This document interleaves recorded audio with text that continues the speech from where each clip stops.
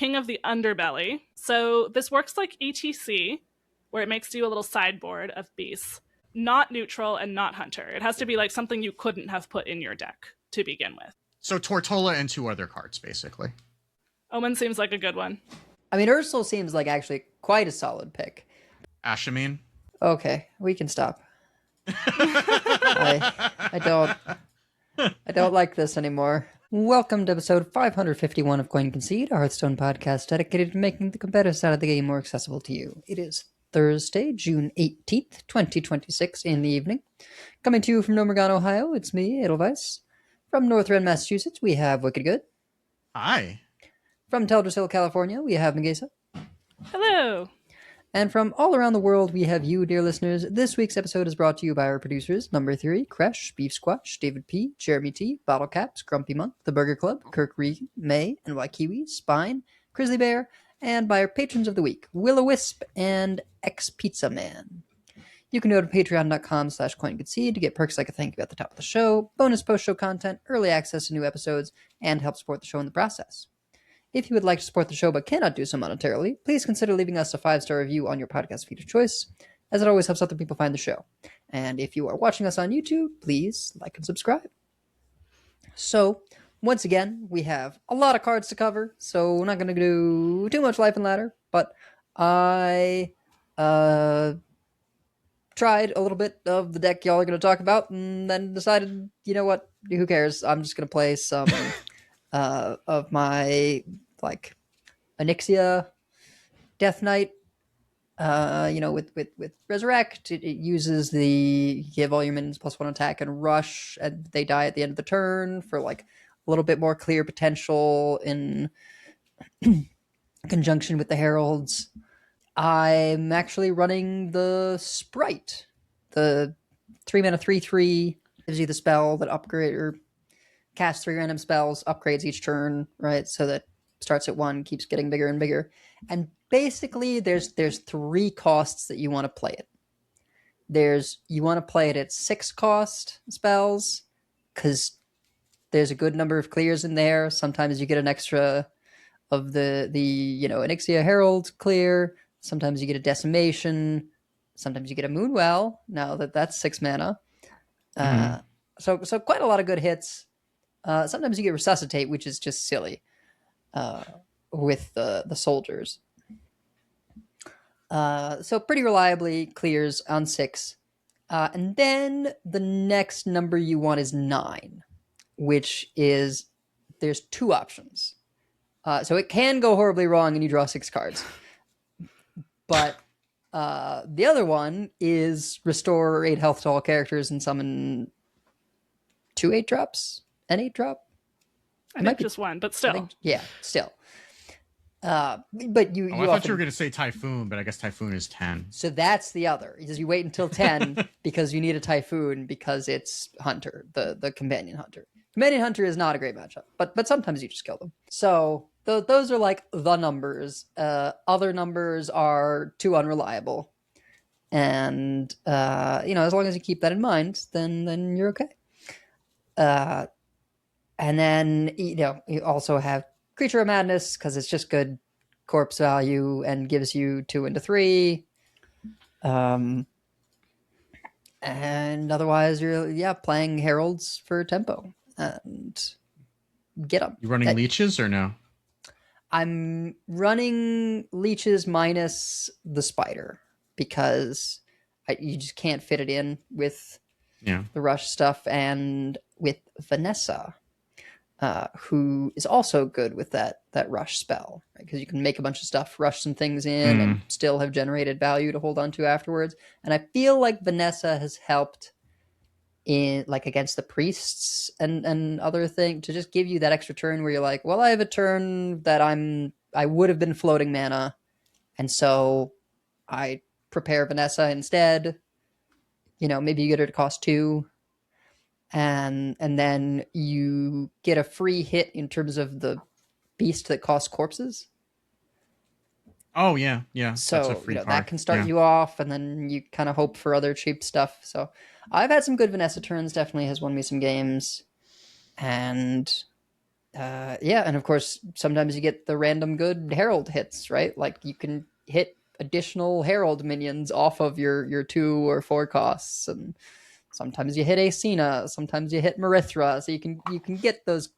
It's got that like just touch of randomness there to edge out sometimes when you wouldn't otherwise. So yeah, I've had decent luck with that kind of being proactive because there's not enough clears. Like it's not a good meta to be trying to go for pyro poison. It's not where it's at. So No. That's really cool, though. Definitely Yeah. put that list in the show notes, because otherwise we will have people going, "Well, is that Herald DK?" Because it does sound enticing. So my story is, so after we recorded last week on Saturday, I had some stuff in the morning. I got home.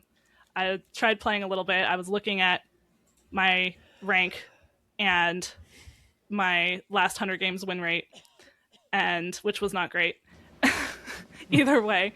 And also thinking about how I wanted to do a more careful editing job because Edel was out of town, so I was going to be doing the audio edit as well. And I was just like, I'm never going to hit Legend. It's really hard. And, you don't have time to play as many games, and nothing's working for me, and I don't want to edit, and I don't. So my husband was like, all right, let's just take a day off Hearthstone. And then Sunday morning, I pull up HS Guru, and I'm like, well, Dude Paladin is at the top.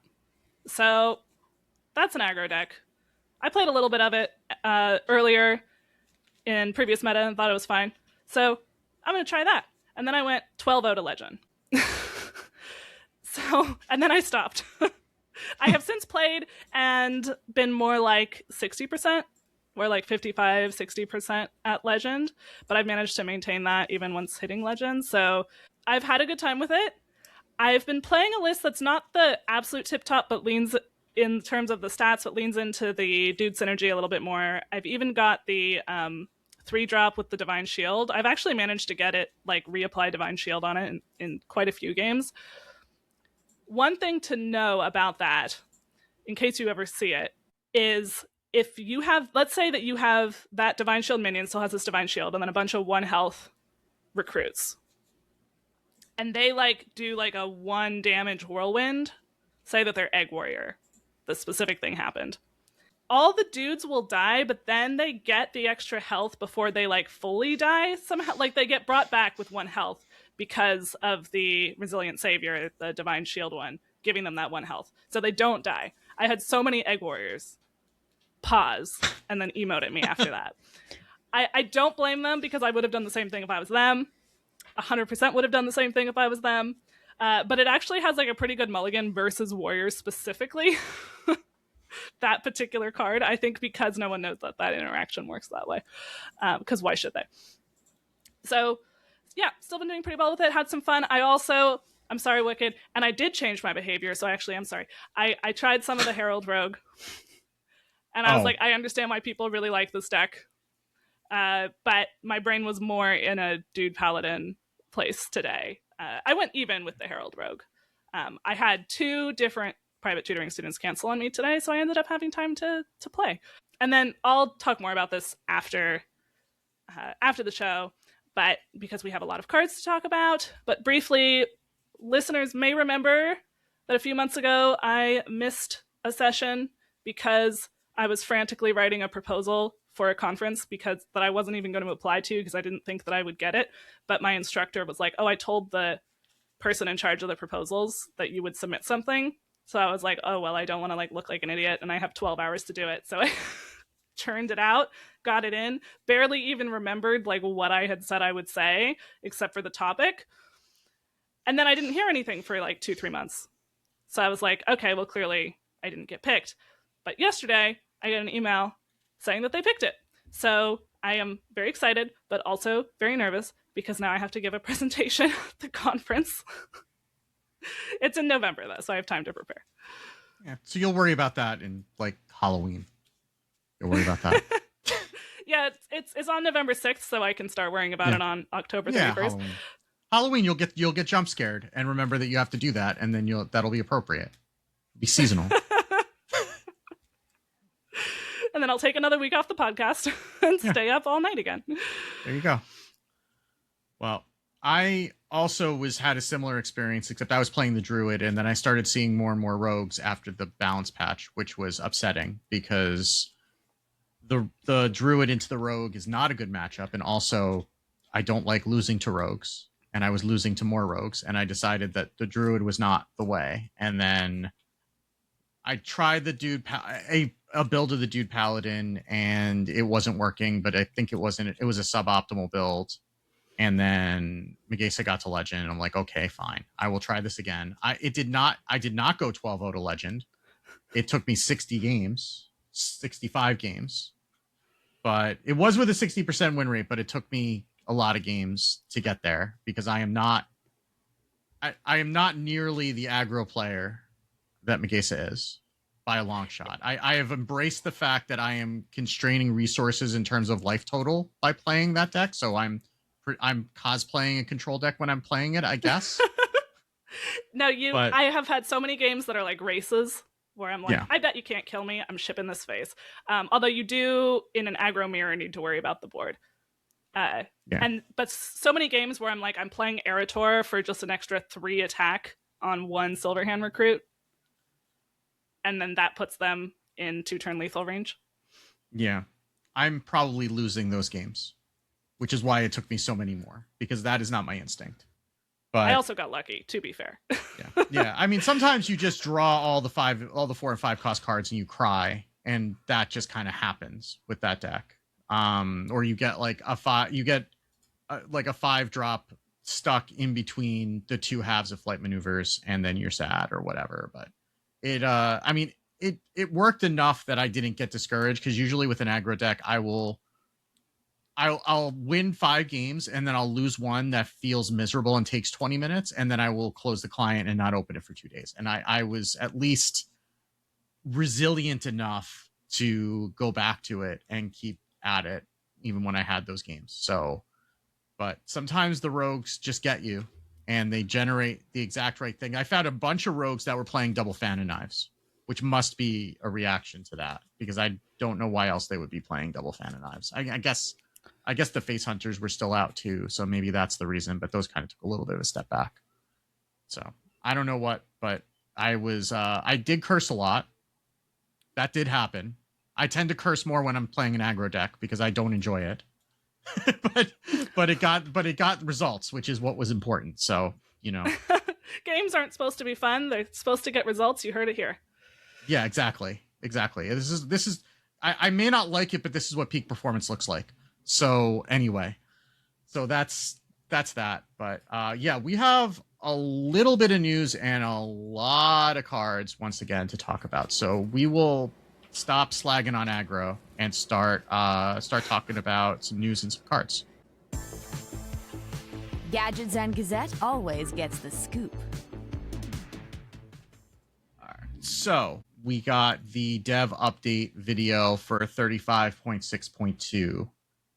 That came out on Monday or Tuesday of this week. This was less focused on the balance patches and more focused on the mechanics of the new set. They gave us a few tidbits into how these mechanics came to be.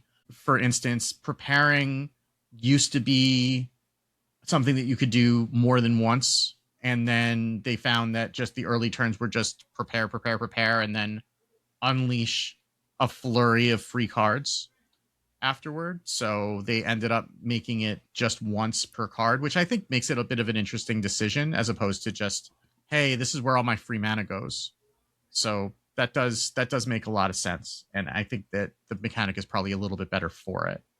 I also could see how it would be even more impossible to balance. They mentioned that it's kind of difficult to balance prepare cards in one of the dev reveal streams, and I think because you have to think about it could be played for full mana cost, or it could be played for partial, and how early could it be out and stuff like that. And if you can just prepare it multiple times, then that would be impossible. That all goes out the window at that point. Yeah. Yeah, and they also said that they gave the extra bonus mana because in general mana now is worth more than mana later. So that's why they're giving you the extra mana, so that it feels like an investment into the prepare, which does incentivize you to do it, as opposed to just kind of putting it on layaway. You're actually getting a little bit of a bonus for it, which does make sense as well.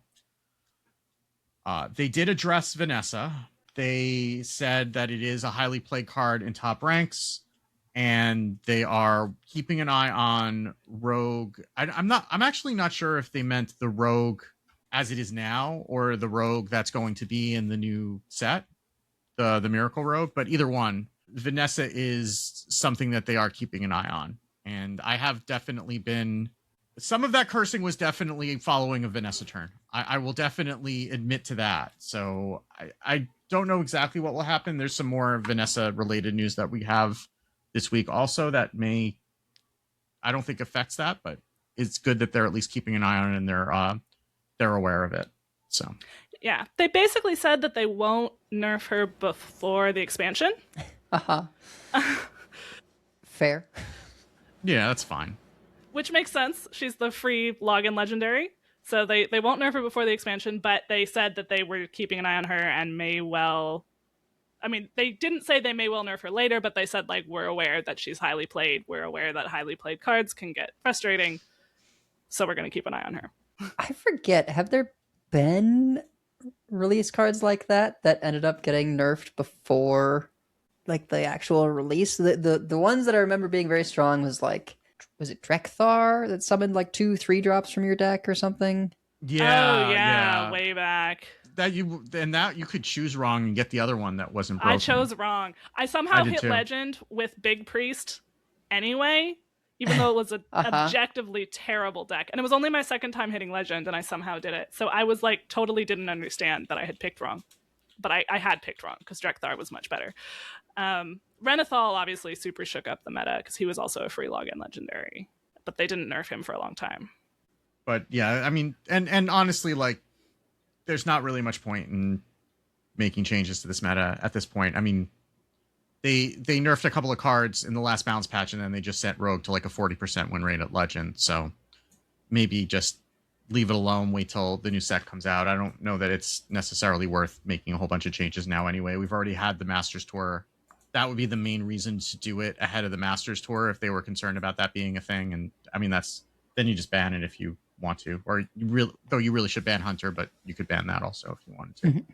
They do have a balance patch planned for a couple weeks after launch. They say due to a possibility for wild decks being broken for rule breakers. I mean, maybe the news there is that they're planning to balance wild, because they always have a balance patch planned for like a week and a half to 2 weeks after a new set comes out.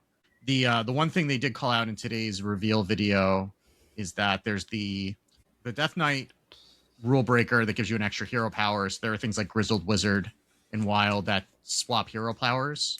So if you swap hero powers, you get both of them from the Death Knight. So things like that are just kind of might get a little bit wacky with 2 hero powers that I don't think that's going to be what's breaking the meta, but there might be some things that are out there.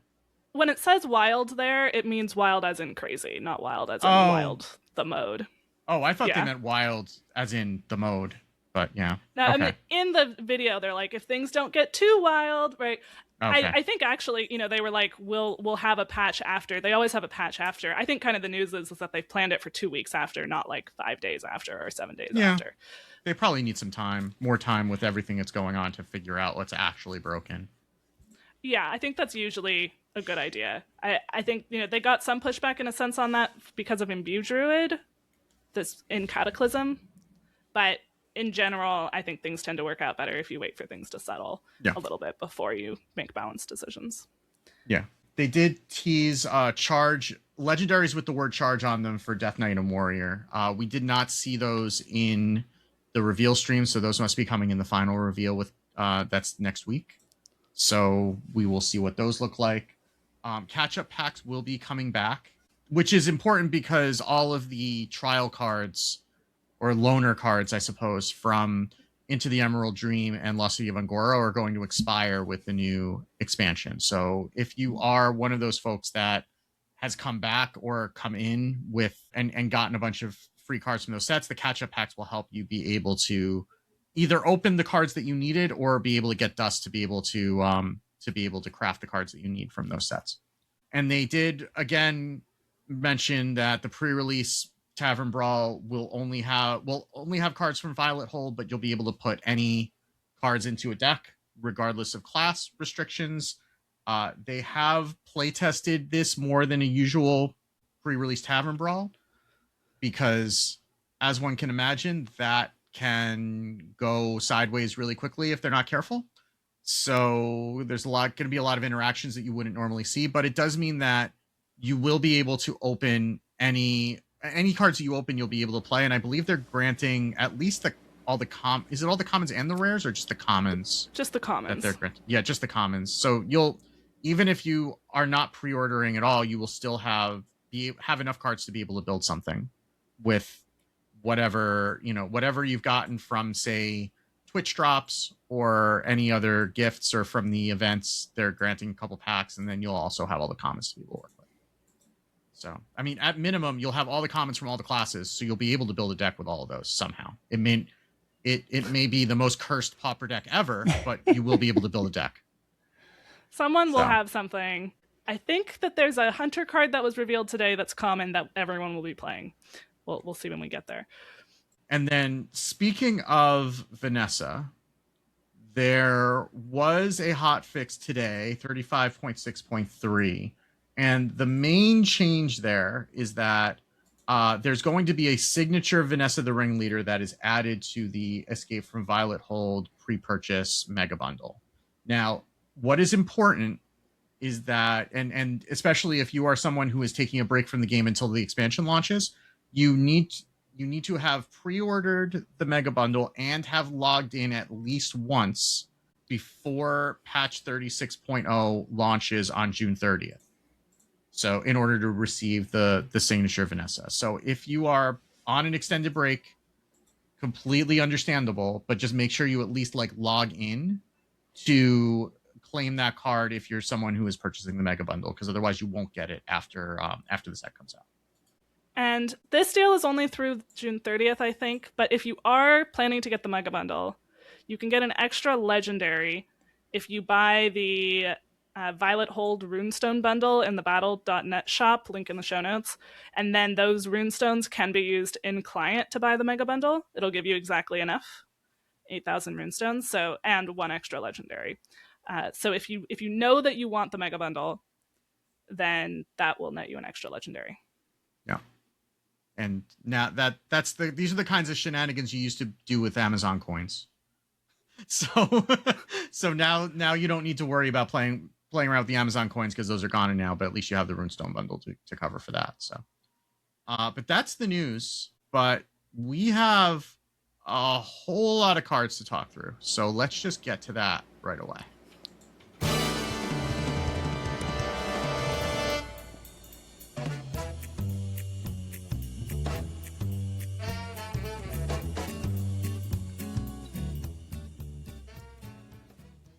All right, so we have a bunch of cards to cover. Again, we don't necessarily have all of the cards for all of these classes. Some of them we do, some of them we don't, because there is going to be a final reveal stream after we record, but we are recording with everything revealed except for that final reveal stream. We're going to start with one neutral card, which I think this is very funny, actually. We have Inspector Murloc Holmes, who you might remember as a character back from Nathria. He is a 4-mana 4/5 legendary Murloc with Battle Cry. Investigate a card in the enemy hand. If they play a card with that name next turn, get 3 coins. So they will not see what card you picked, but I believe you only see 3 cards in their hand, and then you pick one to secretly be like, if you play that next turn, then I get 3 coins. And as the opponent, you have this should I play the card that I was planning to play this turn? Probably the answer is going to be just play the card you were planning to play this turn, right? And if they saw it and they get 3 coins, then they played a 4-mana 4/5, get 3 coins next turn, and you didn't freak out and play suboptimally, kind of like other cards that have messed with. I'm trying to think, what was that card that would like put some 3/3 bots into your hand, and if it died, Pozic? Oh god. Yeah. Pozic. Yeah. It was usually correct to ignore Pozic and not play the mechs out. Right. Like, I think in this case it'll usually be correct to not try to avoid playing stuff, but it might be situational. I could see this going in if we have a rogue coin deck. It is potentially coins, although it's not guaranteed coins by any stretch. I think it's probably worth running because it is 3. Mm-hmm. That being said, I don't know that there will be a rogue like I care about my coin effects deck so much as a rogue just miracle list.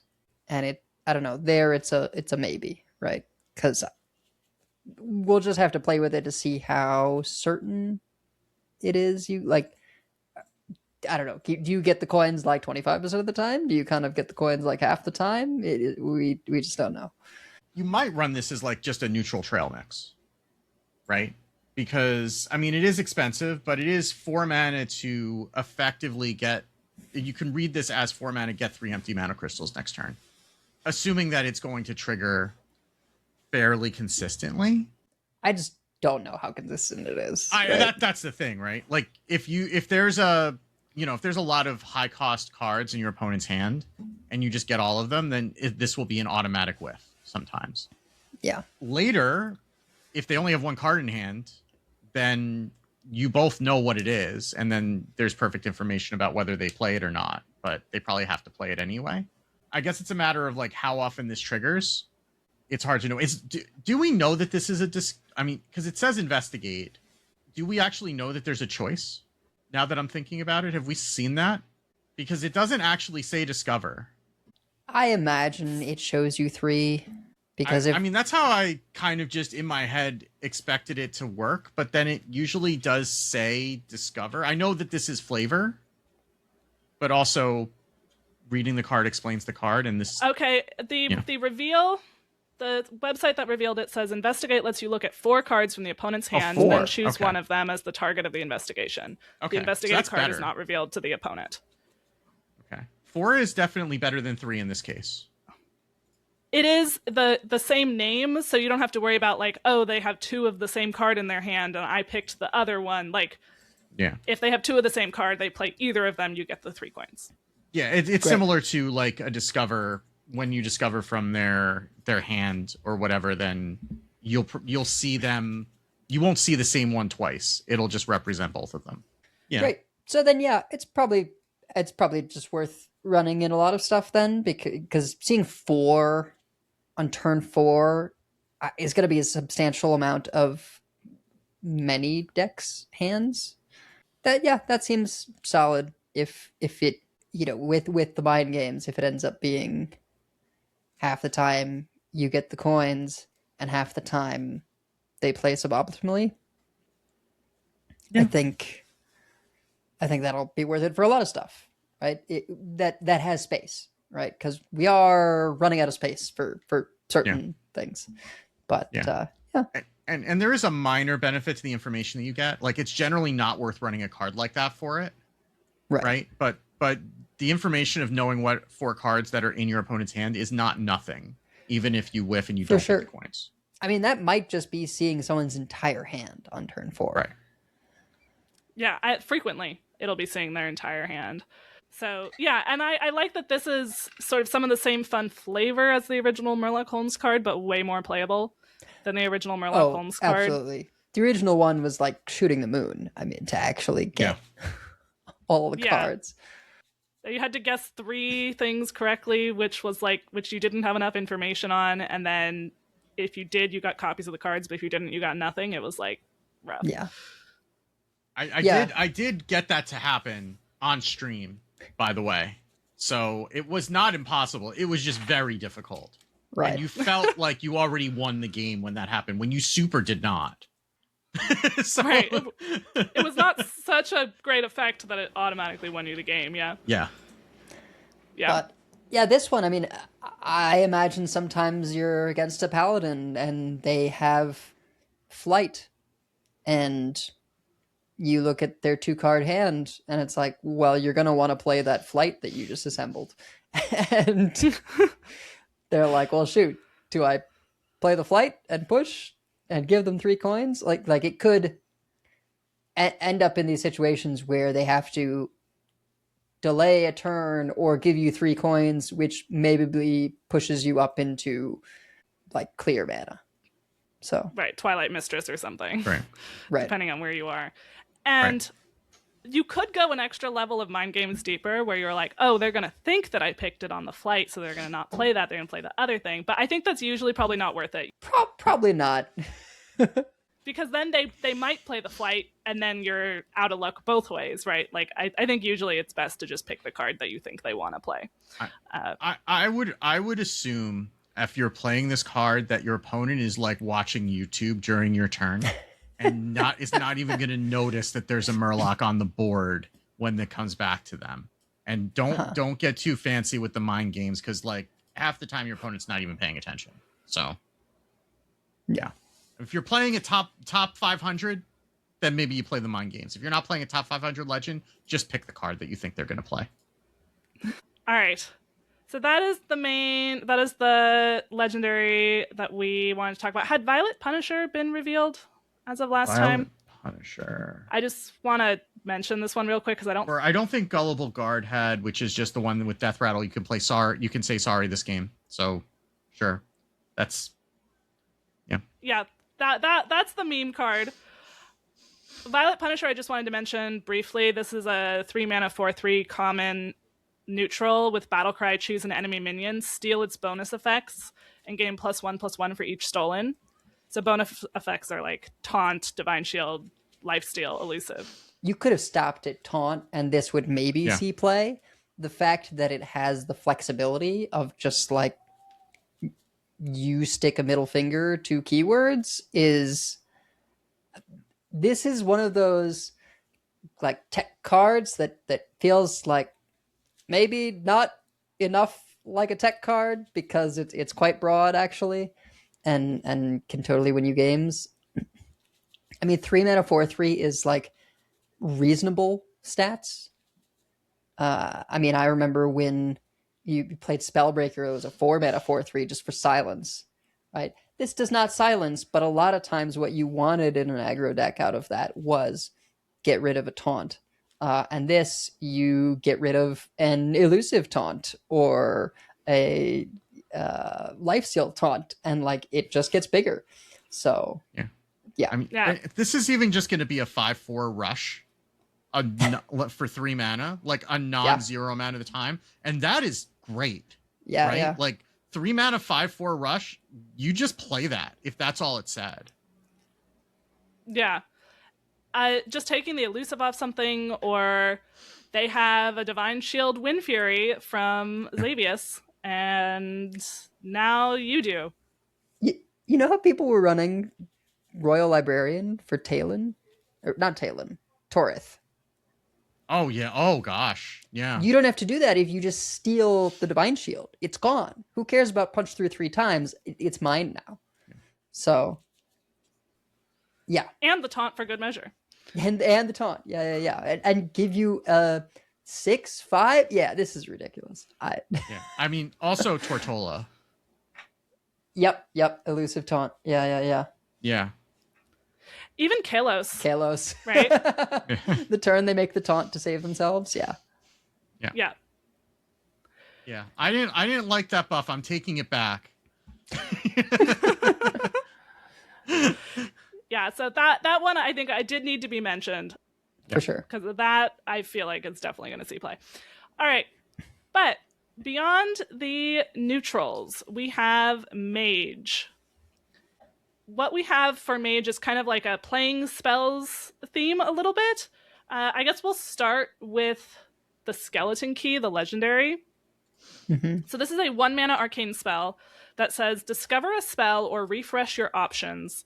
20% chance to take 5 damage each refresh. So you will see like 4 things on the screen when you play this, 3 discover options, and then the 4th thing will say transform the key, refresh your options, but if you click that, you have a 20% chance to take 5 damage. You can do this until you die if you really want to. And apparently in playtesting, people would do that to concede if there was just no spell that was going to save them. Which is going out in style. So I think it's worth mentioning this is another 1 mana discover for Quest Mage. If you refresh, it's still just 1 discover. It is still just 1 discover. You're not discovering again, because that would be nuts. But more interesting to me is, does this deal the damage? Is this a spell dealing the damage? Oh, you think spell damage might affect it? No. Oh. I mean, can you just take 10 damage to get a 6/6 dragon into play? Oh, okay. Yeah, I don't know. That's interesting. That's an interesting question. If it counts, you're just like, go until I've taken damage, and then pick a spell that I like, and let's get a 6/6 out. And I think that's spicy. People are saying in chat they confirm that. Yeah, that's what I'm here for. You could even try and discover that spell from this and get, up to 3 6/6 dragons on turn 1. That's not going to happen often, but I think getting 1 and possibly 2 just, from your mulligan very early on that's my kind of mage. What could be even more fun is, you'd have to have Ysera for this, but getting this stolen as a priest and then just refreshing until you find Story of Amara. but then you can't play it because it costs. That's why I said you need Ysera. Oh yeah, sure. Yeah. Or something that discounts your spells or whatever. Yeah. But yeah. Anyway, cool card. Utility, legendary. I'll be curious what the rule breaker is, but Skeleton Key seems just like fine, and it's a 1-cost spell, so it's going to show up all over the place, right? You can get it off Witchspring Whelp, you can get it in Hunter off of Nest Matron, and oh gosh, yeah. Mage discovers spells generally, so yeah, I think that's solid. Yeah. And one reminder for this card and a couple other of the Mage cards is that cards cannot discover or generate themselves. Yes. This was one thing that was said wrong and then corrected from the dev video. So even if it's a random generation, they cannot generate themselves. That's been something since the Dragon Queen Alexstrasza days, where you could just get Dragon Queen Alexstrasza generating a zero cost Dragon Queen Alexstrasza and just chaining them. So yeah. Yeah. So one where that applies here would be Cold Snap is a 1-mana frost spell. Freeze an enemy, get a random frost spell. It cannot get itself, but it can get a frost spell like from Death Knight because it just says random, not discover. So I'm sure we'll see this again because it's a 1-mana spell. I don't think it's a huge pool. You might generate it more than you put it in your deck, but that's still fine. You probably just pick that a lot of the time. There's Frost Shatter, the new Shaman, Time Stop. There's a lot of freeze in the Frost spell. Death's Advance, Frost Strike, Cryo Sleep. Yeah, Frost Pool is Frostworm's Fury. Solid. Can you generate Frostworm's Fury? You cannot. It's triple rune. Okay. You cannot. Oh, that's true. Not that one. Which is maybe fine because it's expensive. But in general, the Frost Pool is quite good, I think. Yeah. Yeah. Getting this into Cryo Sleep is pretty good, which is the deal 4 damage, draw a card, Kindred, draw another, right? So getting the Kindred off the Frost would also be good for you. I'd say really the main whiff is Glaciate. Discover an 8-cost minion, summon and freeze it. But like most of them are pretty good. You could get Frostbolt, Sleet Storm, Ice Barrier, Blizzard, Frost Strike. Even Glaciate is pretty fine because a lot of the 8-cost spells, I mean, this is more in Shaman, but even like a lot of the neutrals are like big taunts, like Moarg Forge Fiend, that are fine if they can't attack because they're just building a wall. So even Glaciate isn't the worst hit to get right now with the pool of 8-cost minions that we have. Yeah. So we also then have a theme in Mage of like, if you've cast other spells during this turn. So Trixie Improviser is a 4-mana 4/4 minion with Prepare and Battlecry. If you've cast a spell this turn, cast a random mage secret. And we also have Code Violet, 7-mana arcane spell with Prepare. Summon an 8-cost minion. If you've cast 3 other spells this turn, do it again. As we've discussed before, the 8-cost pool is generally pretty good. Like, you can whiff, but mostly it's pretty strong. And I'll also just mention quickly with these, Contraband Wands is kind of an enabler for this. It's a 2-mana spell that says get 3 arcane missiles. Arcane Missile, of course, is the 1-mana spell that does 3 little 1-damage missiles. And also, for those of you who are listening to the podcast and can't see this on the screen, the art is of a cake with 3 wands as the birthday candles, and the flavor text is "the cake is a lie." So Excellent. Yeah. I think whether or not this cast spells thing pans out, I think Trixie Improviser could be fine. Code Violet, I'm not so sure. Might just be the kind of thing that you discover sometimes. Contraband Wands has serious potential. yeah, I think because the access to spell damage in Mage right now, like Present Burn Mage has had to go in this elemental direction, and maybe they're strong enough to keep it, but the elementals it's felt like this weird balance that you have to walk between elemental activations and burn to do your spell damage. But now there's the Prepare spell damage minion. You know, you've got this Prepare Trixie Improviser, and you already have the dragon, the 1/3 that enrages to +2 spell damage. So I think you could ditch the elemental package and just go in on this like spell damage and prepare cast spells stuff.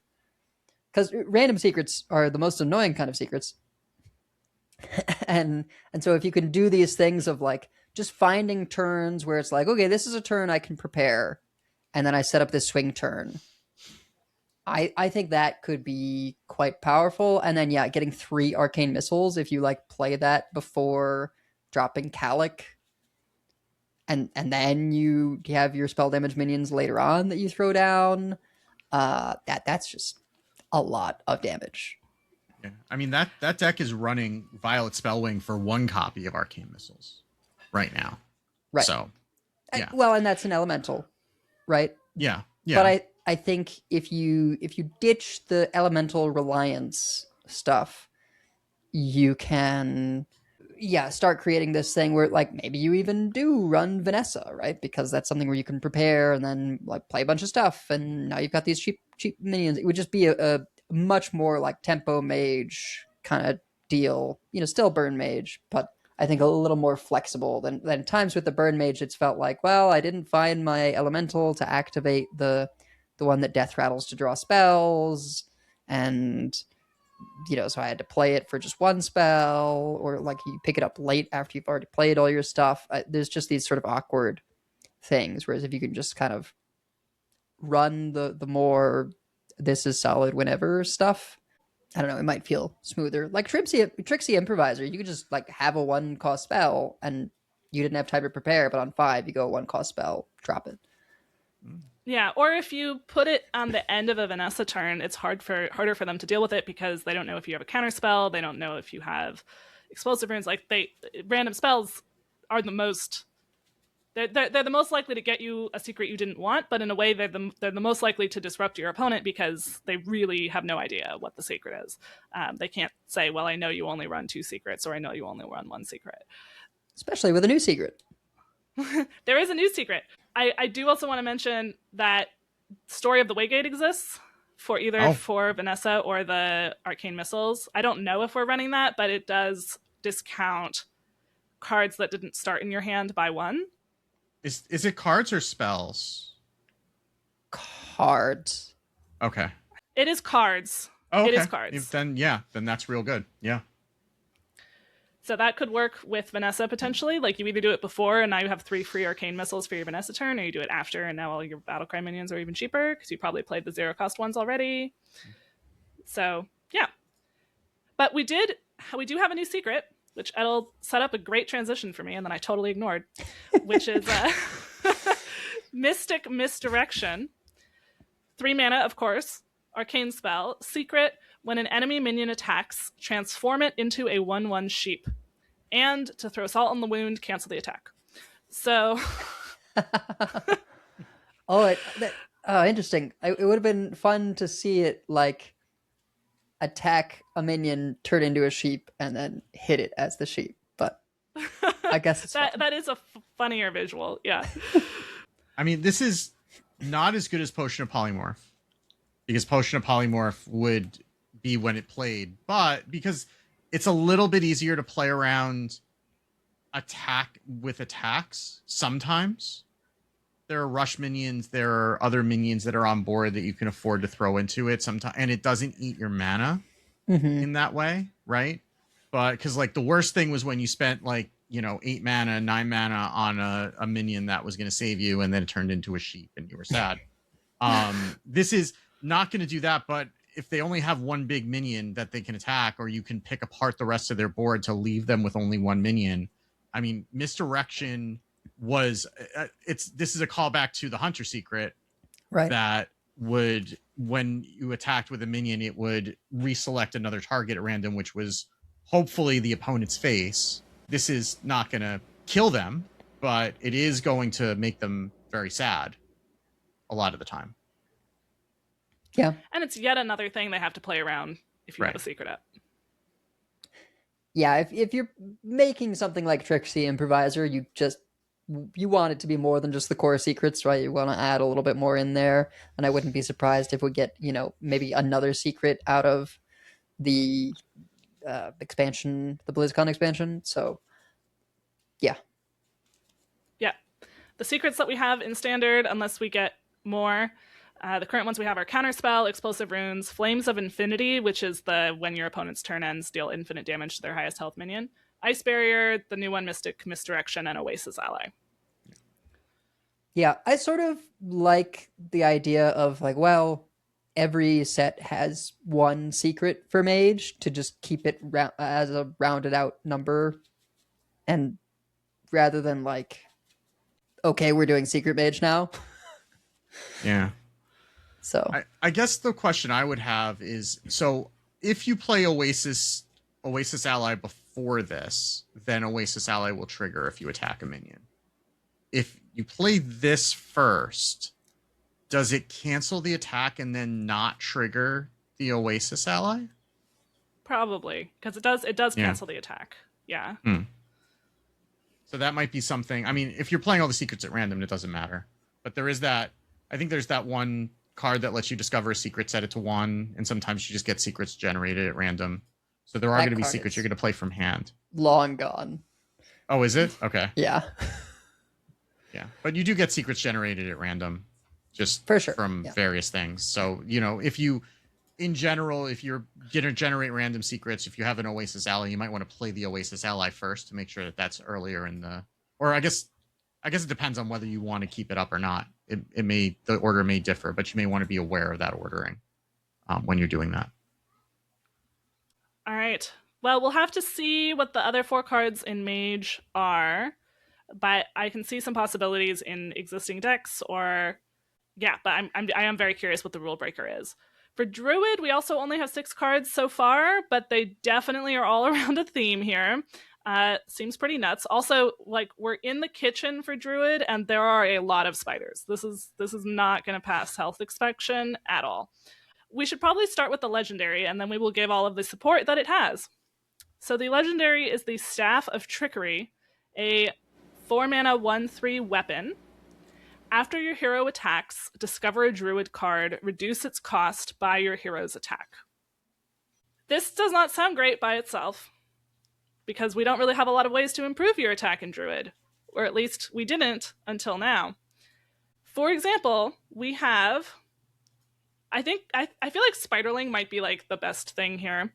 So Spiderling is a new 1-mana 1/3 beast that's also very cute somehow. He's got a chef hat. Chef hat. He kind of looks like he's smiling a little bit. He looks excited because his legs are all really high. Anyway, And Spiderling, it's a 1 mana 1/3 beast that says your hero has +1 attack on your turn. So if they cannot clear this thing, you will just keep having +1 attack on your turn and being able to attack or discount things from the Staff of Trickery. They said in the reveal video for this that they, like in final design, they tried it at 1/2 because they were like, this seems a little nuts at 1/3. But then they decided, you know what? Let it be good. He's definitely living his best life. He is definitely living his best life. We also have another way to gain attack with Secret Ingredient, where you can see the Spiderling in the corner, by the way, of this art. Secret Ingredient is a 0 mana spell. Choose one, give your hero +2 attack this turn, or get a random Druid card.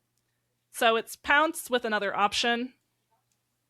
That can help you. Sometimes Druid has a little trouble in the early game with like clearing off something that the opponent has put out. For example, that can help. It can also have you have attacked an extra time for something like Spider Rider.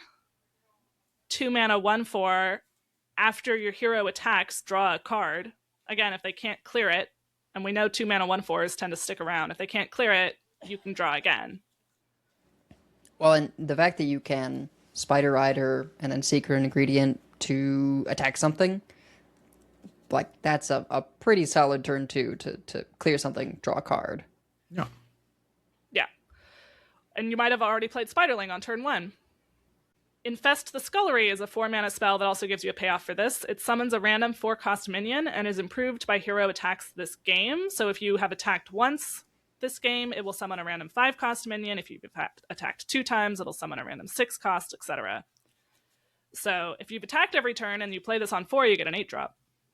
Just don't play it after 3 attacks. Just don't play it after 3. Yeah. Keep an eye on your deck tracker if you have one. It should update the numbers on the card itself. You shouldn't need a deck tracker for this. That's true. It should show you in hand on the card what you're going to summon. And the last card is Widow's Bite. Is a 2 mana spell. Give your hero +1 attack this turn, gain 1 armor. Add Widow's Feast to your hand. Widow's Feast is also 2 mana, and the same thing, but it gives your hero +2 attack and 2 armor. That adds Widow's Banquet to your hand, which gives your hero +4 attack and gain 4 armor. The first one is just a hero power, right? But then the second 2 are considerably better than that, especially the third one, and it gives you more attacks. Yeah. And you can also, if you have enough mana, you can play them all in one turn if you want to. Like, you don't necessarily have to wait until the following turn to play them. So if you have 6 mana, you could just get 7 armor, give 7 attack and 7 armor, and whack something. Yeah. Yeah. That won't give you a bunch of separate instances of attack, though, which... But it might just kill somebody, which is also good. Yes, absolutely. I mean, I think Widow's Bite is pretty insane. Like, the fact that you kind of get all that in one card is of high value to Druid, who, as you say, can be just looking to fill mana and close out a game sometimes. And its armor, like, I don't know, Druid is still doing the thing of a ton of armor, but the separate instances of attack for Infest the Scullery, right, it is nice, because then you upgrade that more. But yeah. It's also worth mentioning that we have Feral Rage in Standard. We have Press the Advantage. And they also added, this is a card that everybody probably forgot about, but Savage Striker. They added that back to core, which is a 2 mana 2/3 battle cry, deal damage to an enemy minion equal to your hero's attack. So that almost certainly goes into this deck also.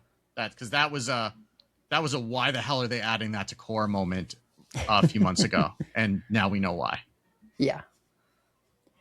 And Widow's Bite is, I think, just going to go in, like, all the Druids, because synergy or no, the fact that you can just run this one card that, okay, the first time you're investing in it, it's the same as a hero power, but then the next time you get a little more value, and then the last time you actually, like, remove something decent size, and you're gaining armor the whole time.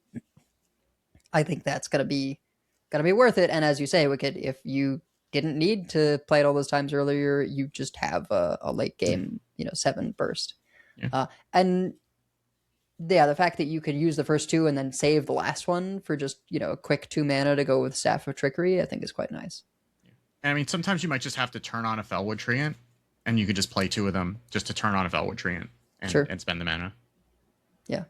Yeah, it gives you stuff to do to clear stuff in the early turns too, if you're kind of ramping later and you are a slower deck.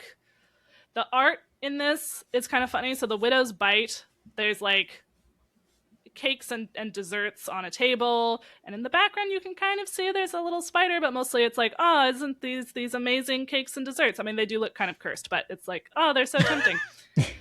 Widow's Feast, we have a gnome, I think, has shown up and started to eat the desserts, but there are spiders coming behind him, and then Widow's Banquet, he is the feast.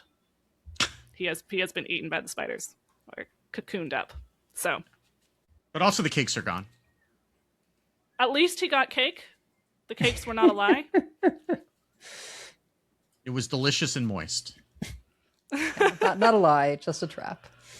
Yeah. Yes. So, yeah, I don't know what the rule breaker is going to be for Druid, but this does seem like it could be strong and fit into existing Druid decks, or... yeah, like the Infest the Scullery could get big fast.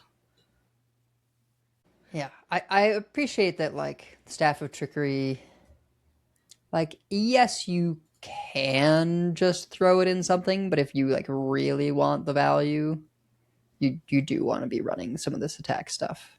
Yeah, but the attack stuff is something that can flexibly go in a lot of different kinds of decks, I think, so it's not just like this is one deck package. Yeah.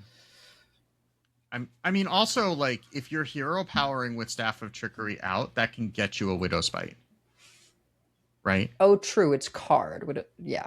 Yeah. Yeah. Sure. So, or, I mean, if you're just swinging, right, then you could get a Spiderling. So you can get some of these things just by playing the card, and then you can make your next one better. So that's, that's also possible. Yep. Well, it reduces the cost. Yeah. Yeah. Yeah, it's not like the Priest Imbue. Yeah. But I mean, even then, you could still make it. You could get that. Take that for your first one. You might get one of these things that buffs up your attack, because there's several of them. Right. Right. Yeah. And then the next swing is that much better. I mean, also sometimes you're just going to get offered 3 things that cost 1 mana, and it's going to suck. Yeah, maybe. But it might just be good enough to go in, the Druid, the good stuff Druid. I mean, even if you're not reducing it, just you're going to get 3 more cards in your weapon. So maybe that's just worth it.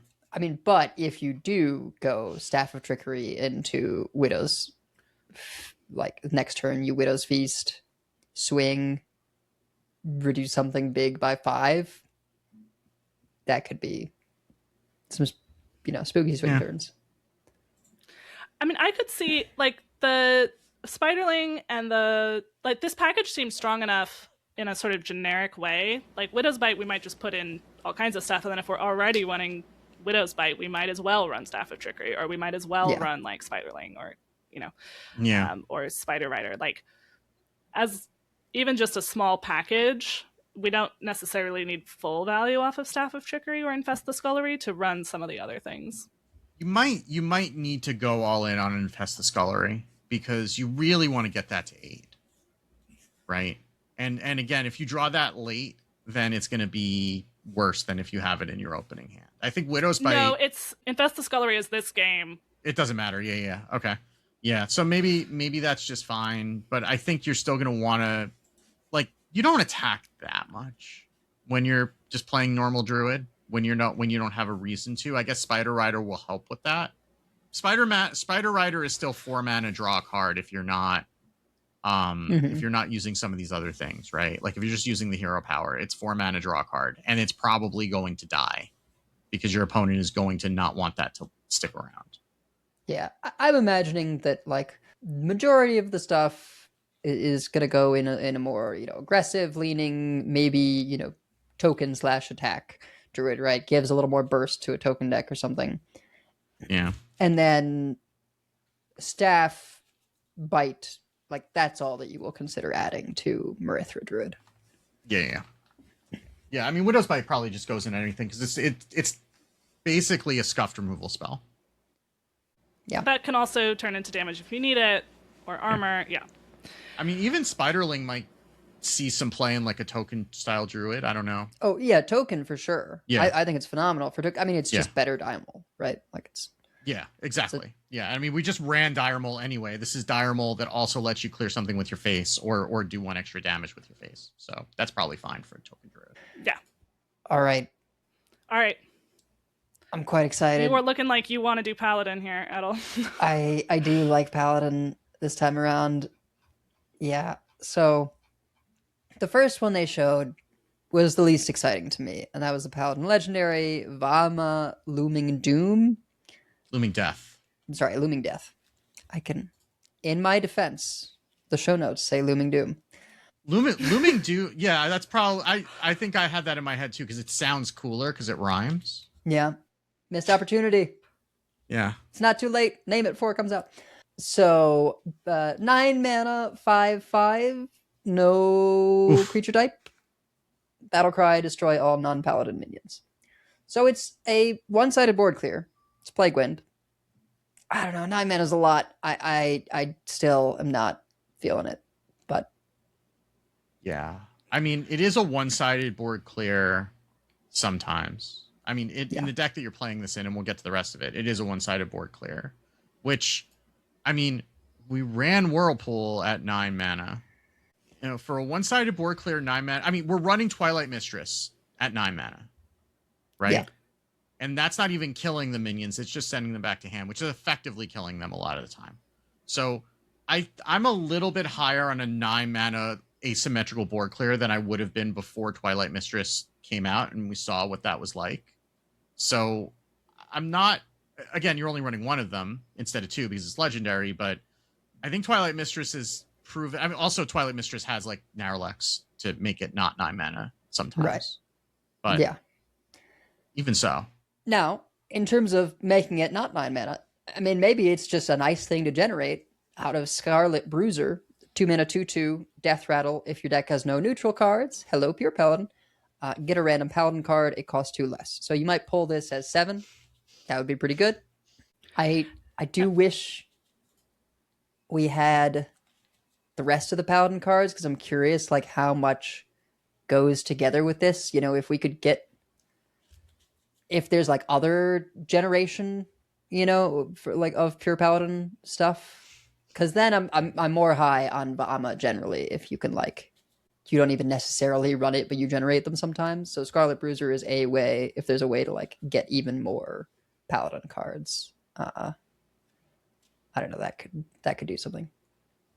Yeah, and I want to point out, it says if your deck has no neutral cards, not if your deck is all Paladin cards. So Lane will not turn off your deck.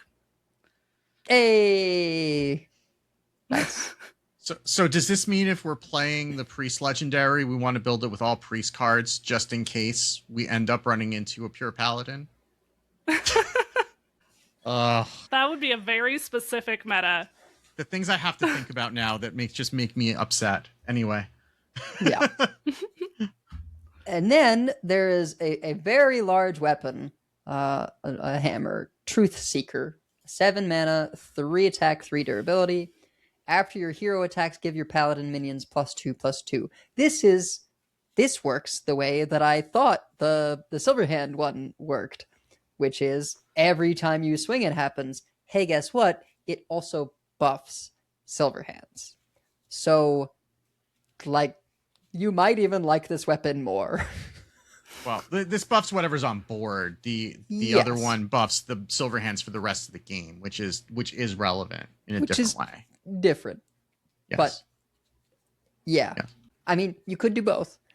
But this strikes me as the kind of thing that you are happy to generate from Scarlet Bruiser, or, you know, you run a one of, like, you know, the old like odd paladins sometimes ran Vine Cleaver, or Silverhand paladins sometimes ran Vine Cleaver, which was a 7 mana 4/3 weapon where you would attack and it would summon 2 Silverhand recruits.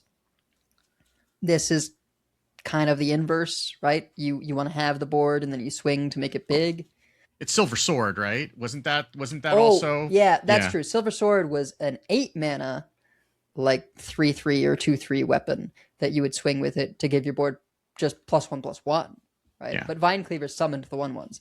So yeah, Truthseeker I think is just kind of a better version of Silver Sword, with the caveat that it's only Paladin minions, but often that's what you're gonna have anyway. Like even when it's not pure Paladin, like a lot of times you're running mostly Paladin minions as long as you're not a flight deck, right? Just like heavy aggro. So I mean, this is great to you run this out when you've got a decent sized board, and then next turn you can refill with the summon. What was it, 4 or 5 Silverhand recruits?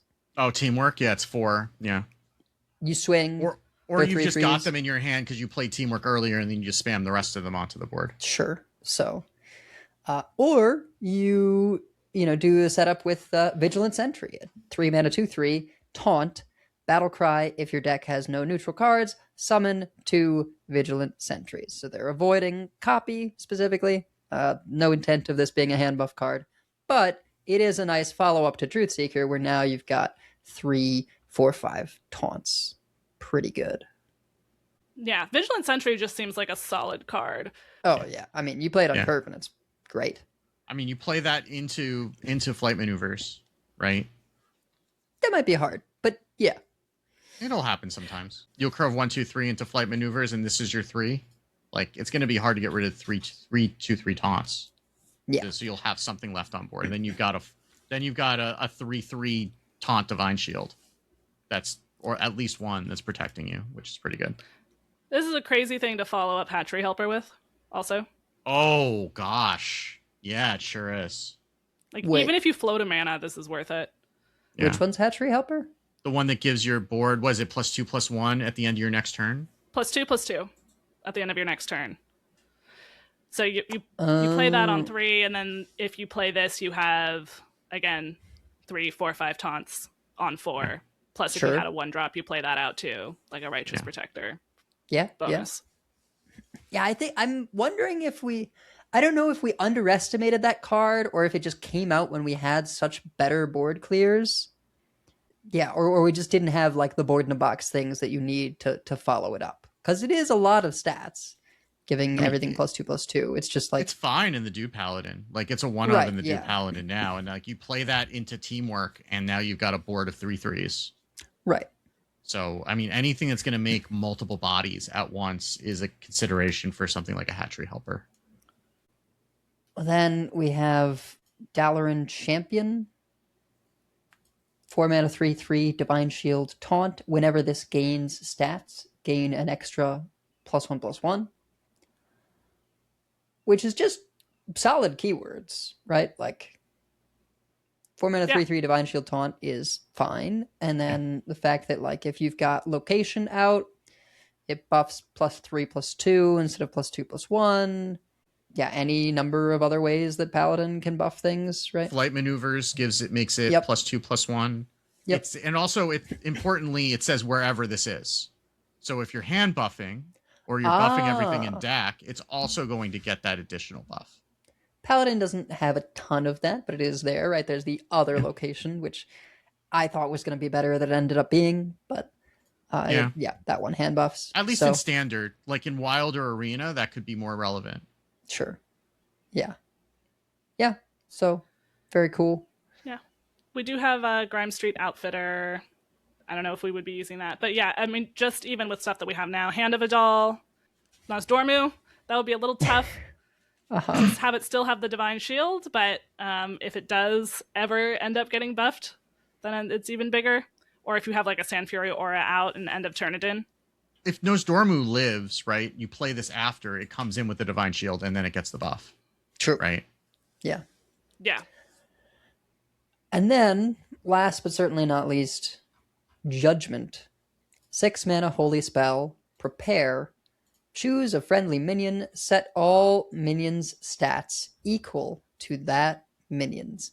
This is a weird one. And I like it a lot. So you can choose to use it just to equality your opponent's board, right? Like you've got a wide board and they've got something like a really big taunt in the way, and you're just like, okay, well, I have more minions than you. Basically, this is this is the kind of card where it's like parity is not parity, right? We're making both sides minions the same size, except since you get to choose, it is when they had a big thing and you had a bunch of smaller things, and then you get to just trade your 1-for-1, but then push through with the rest. Or they have nothing, or nothing you care about, and you have a big thing. And because it has prepare, you might be able to set that up where you can make a big thing on the turn that then you buff your whole board, like +6/+6 or something. Yeah. Or they have one big taunt in the way of your board. Right. And now, okay, fine. I'm going to send one of my things into your big taunt.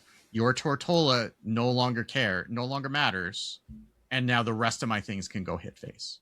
Right? That's another thing that you can do too. I didn't call it specifically taunt, but that's kind of what I was saying. So yeah, I think that's going to just end a lot of games. Yeah. Faizi posted something in our Discord. Hand of Infinity is a paladin weapon, 3 mana, 4/3. Battlecry, set this weapon's attack to infinity this turn. Can't attack heroes.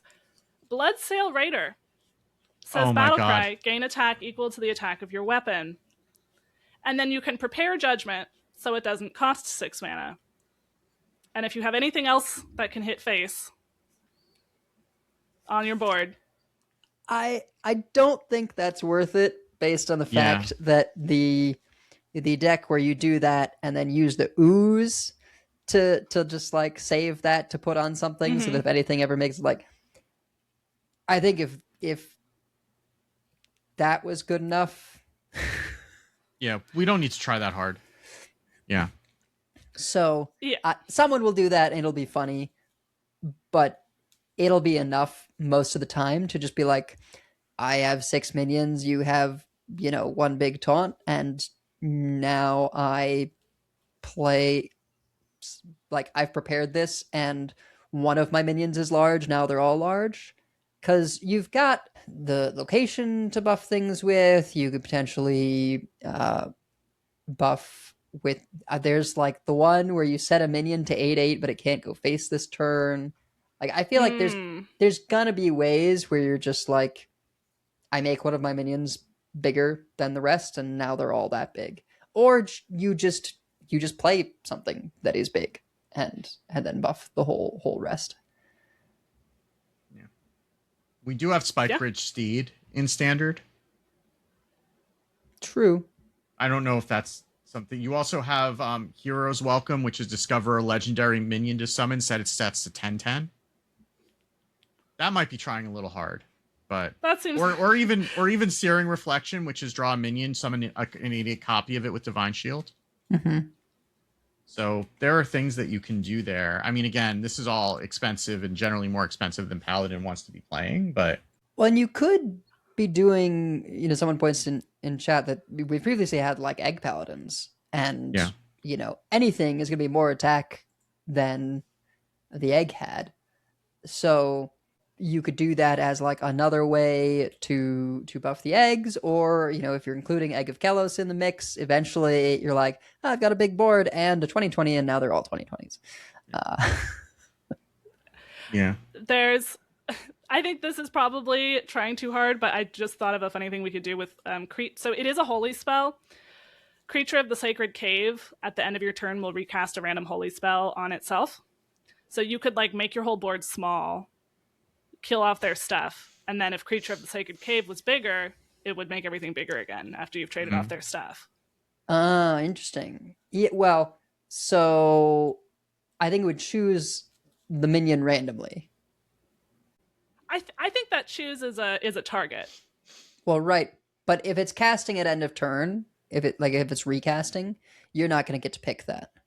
But Creature of the Sacred Cave specifically says targets this if possible. Oh, true. Yeah, okay. So you could make you could clear a bunch of stuff and then play Creature of the Sacred Cave and make them all 2/5s. Yeah, okay, that's cute. I like that. Could be interesting. Or if you've buffed the creature, then you make them all bigger. I don't know if Yeah. that's worth it, but I like Creature of the Sacred Cave. I want it to be good someday. No, yeah, me too. Well, I guess you don't necessarily want to make, unless you've cleared your opponent's board, you don't necessarily want to make everything big going into your opponent's turn, because then they get to hit you with it all. Well, that's what she's saying. You use your initial cast of Judgment to make their stuff clearable. You clear everything you can. You've got a couple minions left over. You drop Creature of the Sacred Cave, and now your 1/1s or whatever become 2/5s. Yeah. Is that worth it? I don't know, but I thought that was kind of clever because it is holy. And if we had other holy synergy or something, then maybe finally that card could be good. I don't know. Finally. If we had like buff synergy with the other holy spells that give buffs, I don't know. Maybe one day. Or maybe not. Hand of Adal is holy. Convalescence is holy. It could recast Convalescence. Yeah. In general, I think, they've got some fine things and some quite good things here, and I'm excited to see the rule breaker for Paladin and the rest of the stuff, because it already looks like solid. So if the rule breaker is good, which to me has seemed to mean if the rule breaker says start of turn, or sorry, not start of turn, start of game. Yeah. All right, Hunter.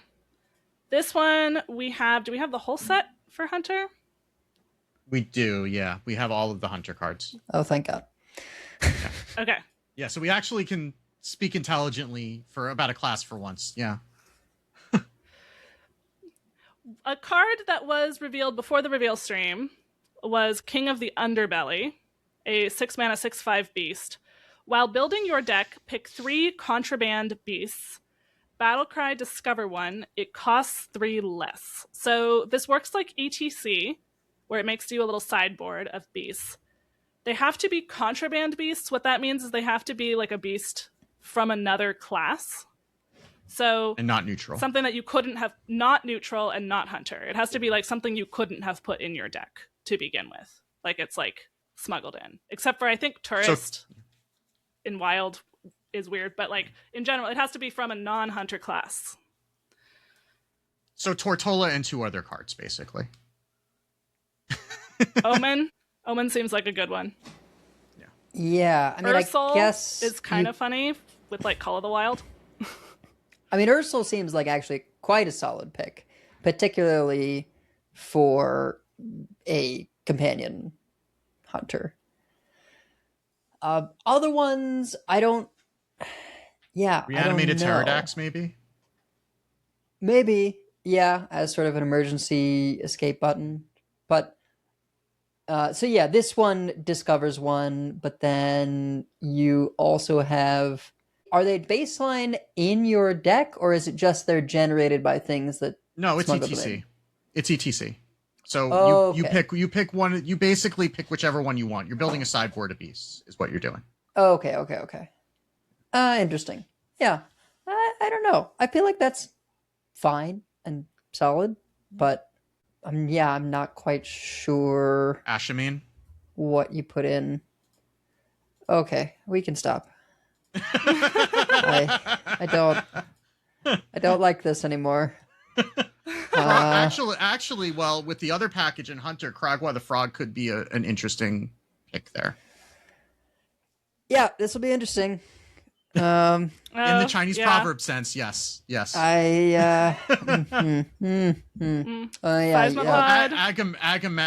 is a choice. Yeah, that actually will. Well, I guess it'll cost 7, but yeah.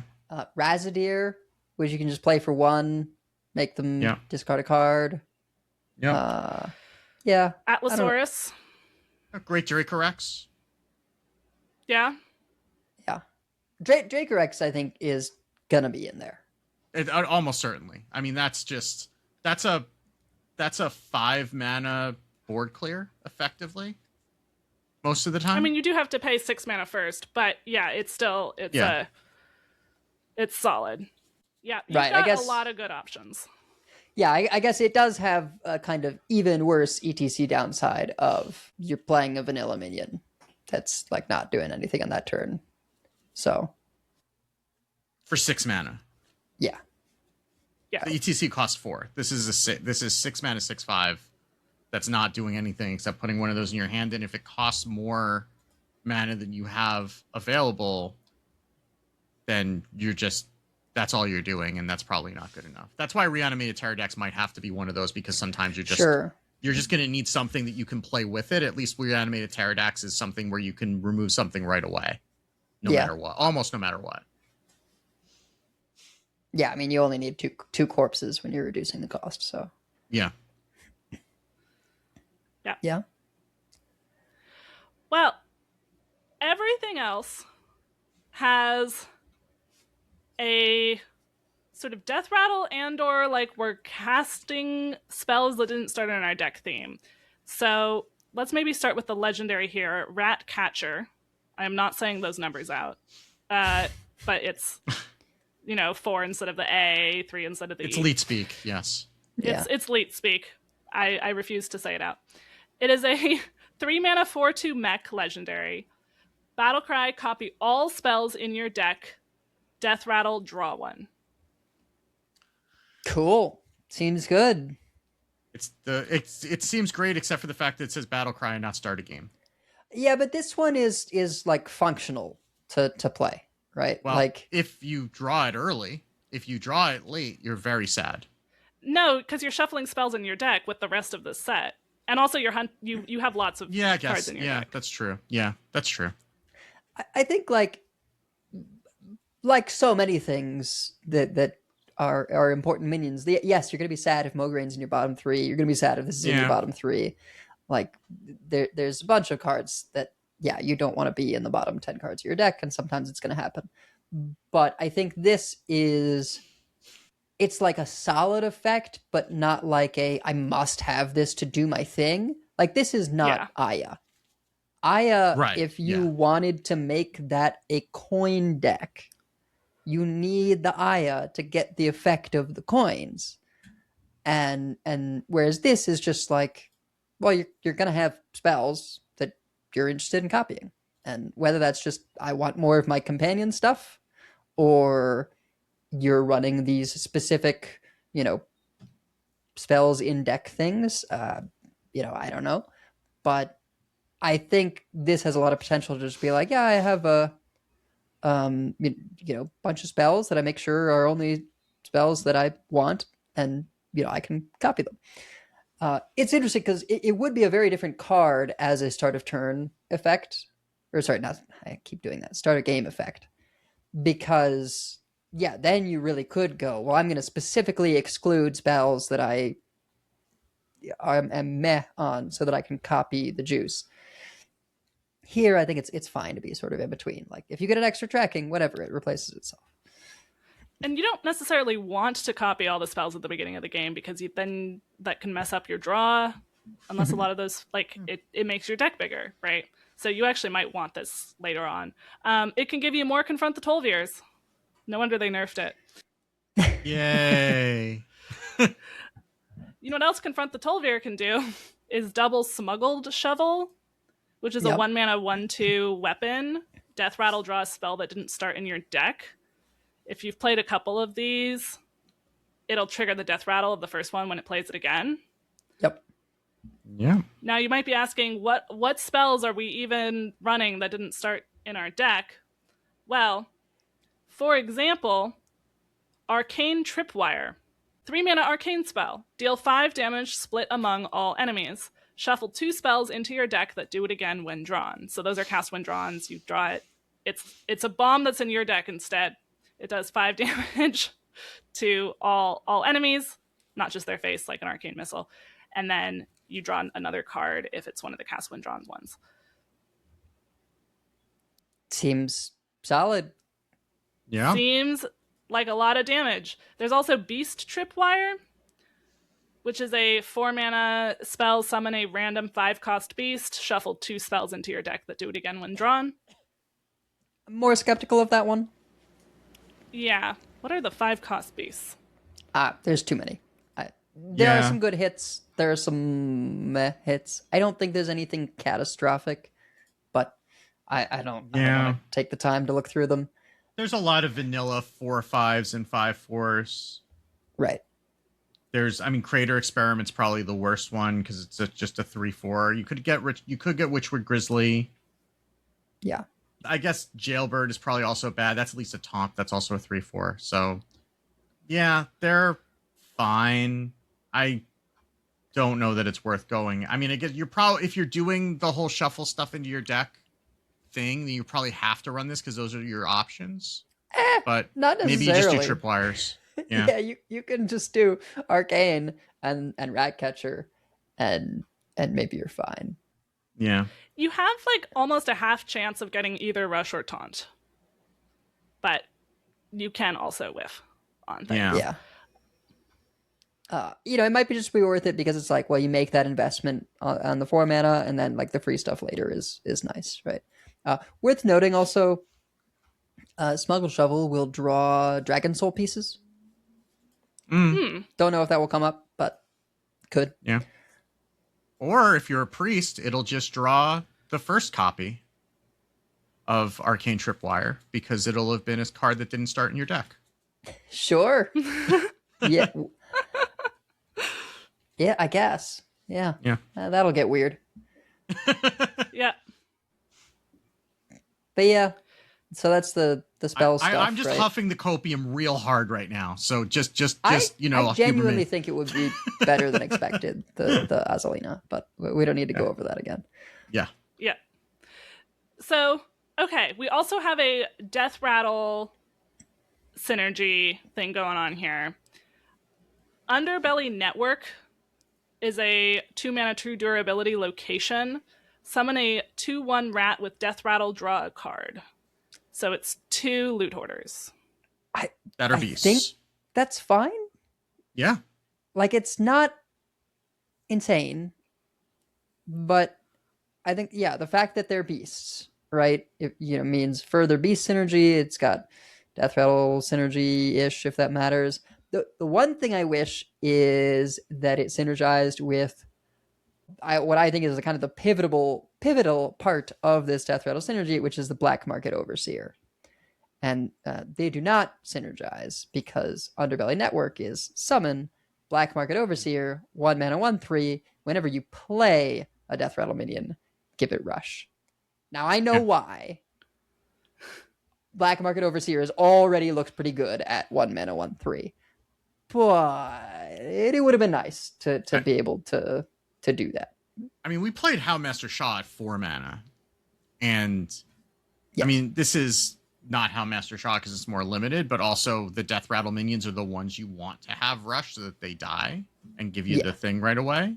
So this is fine. I think we played the Priest location that just buffed a minion and drew a card, and that was in every Priest deck for 2 years. Uh-huh. Right? So, like, pressing a button to get a thing that's both a minion that will hit something and then draw you a card I think is completely fine. Especially because Hunter, I guess it has all the card draw it wants now with Confront the Trollveer, but otherwise it may not have all the card draw that it wants in the future, and this is another way for it to get there. So yeah. Oh, so there's a card in Hunter right now called Ticking Time Bomb. Yes. 2 mana, 1/1 mech with Death Rattle, destroy a random enemy minion. You give that rush, it's much better. Very good. Yeah. I think Black Market Overseer is still quite good, even though it doesn't do summons. It would be busted if it did summons. But, yeah, just with played things, Ratcatcher is a Death Rattle. That one is quite good. Yeah, you rush that in to get your Deadly Shot off. If there's ever a Death Rattle that does a spooky amount of face damage or something, like there's sometimes like combo-y Death Rattles where you're like, I wish I could kill this off right away. And now you can, because you can rush it in. Even the Mountain Bear. Ankleodon 6 is not a new card, but is a 6 mana 7/5 beast, taunt, Death Rattle, summon 2 random 3-cost beasts that attack random enemies. Sure. Can go face. Yeah. you could summon Death Rattles that could then go. Oh, I guess that's summon, not play. Never mind. Right. This is why, right? Because there's enough nested things that if it was summoned, you would just like do a thing and have these Death Rattles go all the way down and rush into things. Guard Dog, 2 mana 3/1 beast. Death Rattle, summon a random 1-cost Death Rattle minion, right? Again, the nesting. So I get why. But, I mean, that's a good just 3-mana play, right? Is Black Market Overseer into Guard Dog? Oh, you know why they... I don't know if this is true, but I wouldn't be surprised if they made Gullible Guard a Death Rattle just to be a whiff on this card, because like everything else is really good. Gullible Guard is the sorry emote one. It's still and it's a 1-mana Death Rattle. It's still a 1/3. Yeah. Yeah. I think that's fine. But yeah, I mean that's a pretty good pool, the 1-mana Death Rattles in general. And yeah, if you get that rush, that's pretty decent. And then we can do stuff with Death Rattles that we've granted or Death Rattles that we've summoned with Sewer Swimmer, which is a 5-mana 5/4 beast with Prepare, Battlecry, trigger a friendly minion's Death Rattle. Sure. I actually don't know if this is better than like your 3-mana, or I guess they made it actually like a 2-mana 2/3 trigger a Death Rattle on a Battlecry. Terror Stalker. I mean, to be fair, that card was very good in specific situations. Yeah. So this you can build your own, and sometimes you can even prepare, if you prepare on 4, you make it cost 0. So if you've got a really big Death Rattle that you want to happen the turn you could play that Death Rattle minion, you can do it. I don't know. Yeah, I feel like Hunter, more than a lot of classes, doesn't want to float mana and is kind of built not to. So I don't know how good Prepare is going to be in the Hunter. But certainly if there's powerful enough Death Rattles, I mean, you're going to be running this. There's like silly things you can... So there is a card called Dig for Freedom, 4 mana, give a friendly minion Death Rattle, summon 2 random 4-cost minions. You could, for example, have the location out, give one of the little rats, also summon 2 random 4-cost minions, and then throw the Sewer Swimmer down on the same turn, and now you draw a card, have 2 4-cost minions, and it'll happen again when the rat actually dies. Sure. Amphibian Spirit is in standard right now. Give a minion +2/+2 in Death Rattle. Give a friendly minion +2/+2 in this Death Rattle. You could do that with like Augmented Porcupine, which does this minion's attack damage randomly split. I don't know that might be too slow, all of that, but I think that might be getting too cute, yeah. But I mean, there's definitely things you can do here. You could get a couple ticking time bombs. Yeah, I don't know if it's going to be worth the Prepare, but it is a tool to think about. But I definitely think Ratcatcher, we're going to see that. Death Rattle minion, give it rush if we're even just running some. And Arcane Tripwire seems nutty, because that is 15 damage from one spell, but if you get all of them. Yeah. And the Smuggled Shovel, if you're doing that, is just draw. Right. And then Ratcatcher gives you more of the tripwires that you shuffled into your deck to be able to do more of that. So yeah. It's basically like Garrett Rogue at a certain point, but without the card draw to back it up. I guess it's worth noting that, there is still the TikTok quest, right? That where Death Rattle, they discard their hand. So we once again have a way to trigger that immediately with this Prepare, trigger friendly minions Death Rattle. That might be more relevant in Wild than it is here, but yeah. Yeah, I don't want that to exist, but it might. It might. Does in Wild, apparently. So we learned that a couple weeks ago. Everything exists in Wild. We do have spell damage in neutral with the new Prepare card. You could have like that and Vanessa or something and the Jailbird. I don't know. I'm gonna have fun theory crafting this. I don't know exactly what I'm theory crafting yet. But okay. Lastly, but not least, we have Death Knight. Ghouls just want to have fun, is what we could put in the show notes for this. So we do have a lot of frail ghouls. So a frail ghoul, by the way, is the name of the token from the hero power. That is important to note for all of these. As a reminder, the rule breaker for Death Knight was Blood Doctor Thelena, which gives you a second hero power that costs corpses. And that second hero power costs 3 corpses to give a minion +3 attack.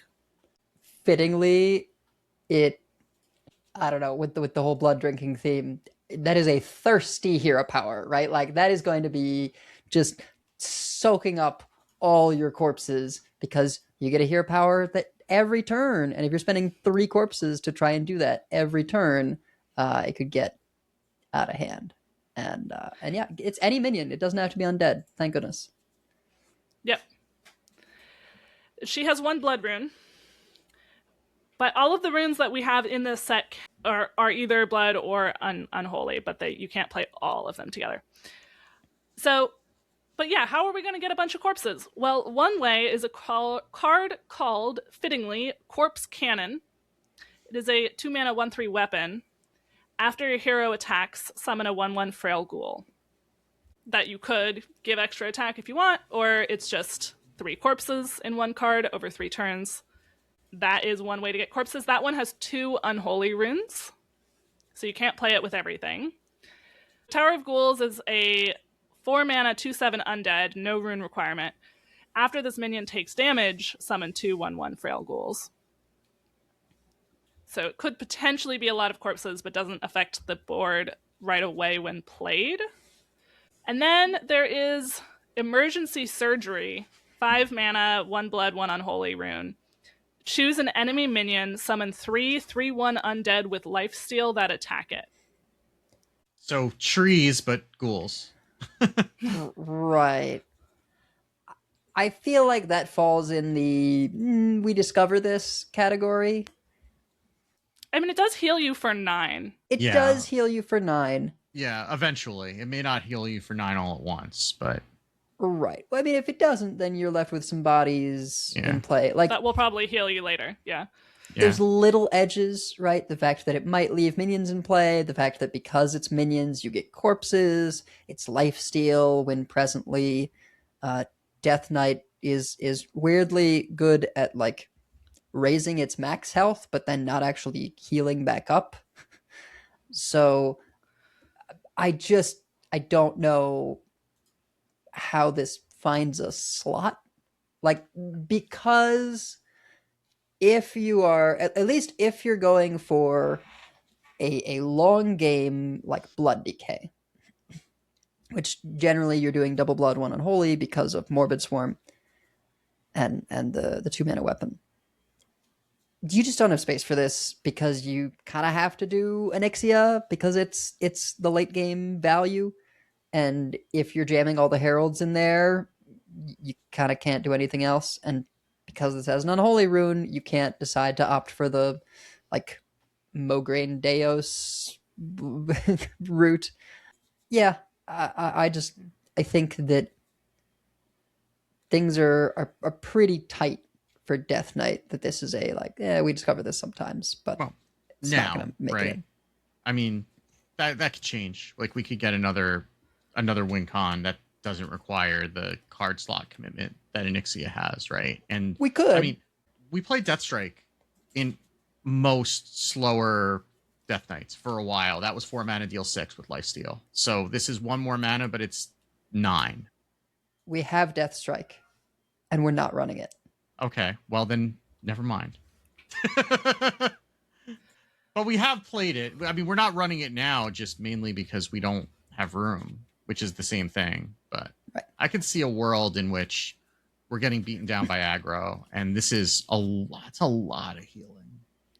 I still think there might be a rainbow deck because, like, there's the frost, like 1 frost rune, 1 unholy rune that, like, refreshes mana if it has extra attack, and that really goes well with Blood Doctor Thelena.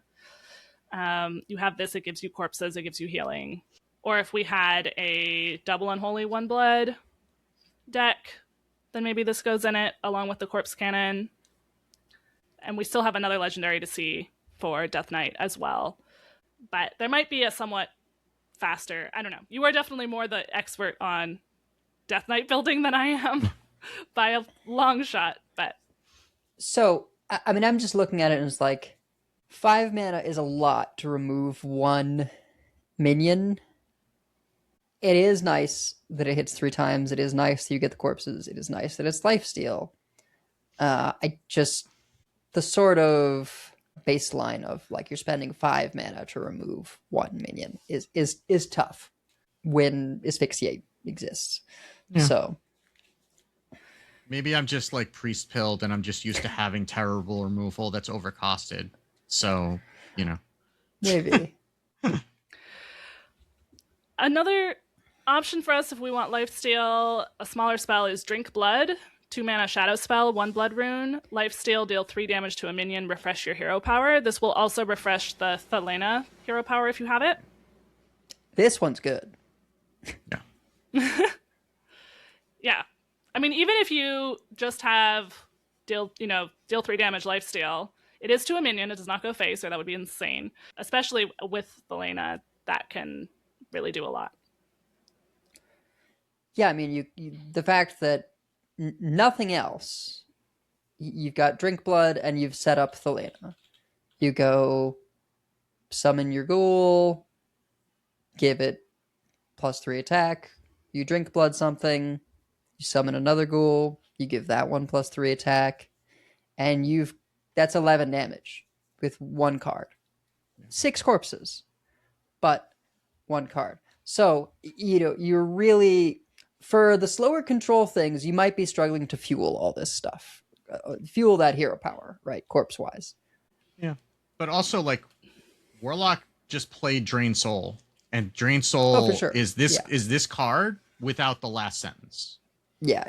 So, yeah. And Drain Soul was like in every control Warlock deck for a while. So, like, this seems very, very playable. Yeah, absolutely.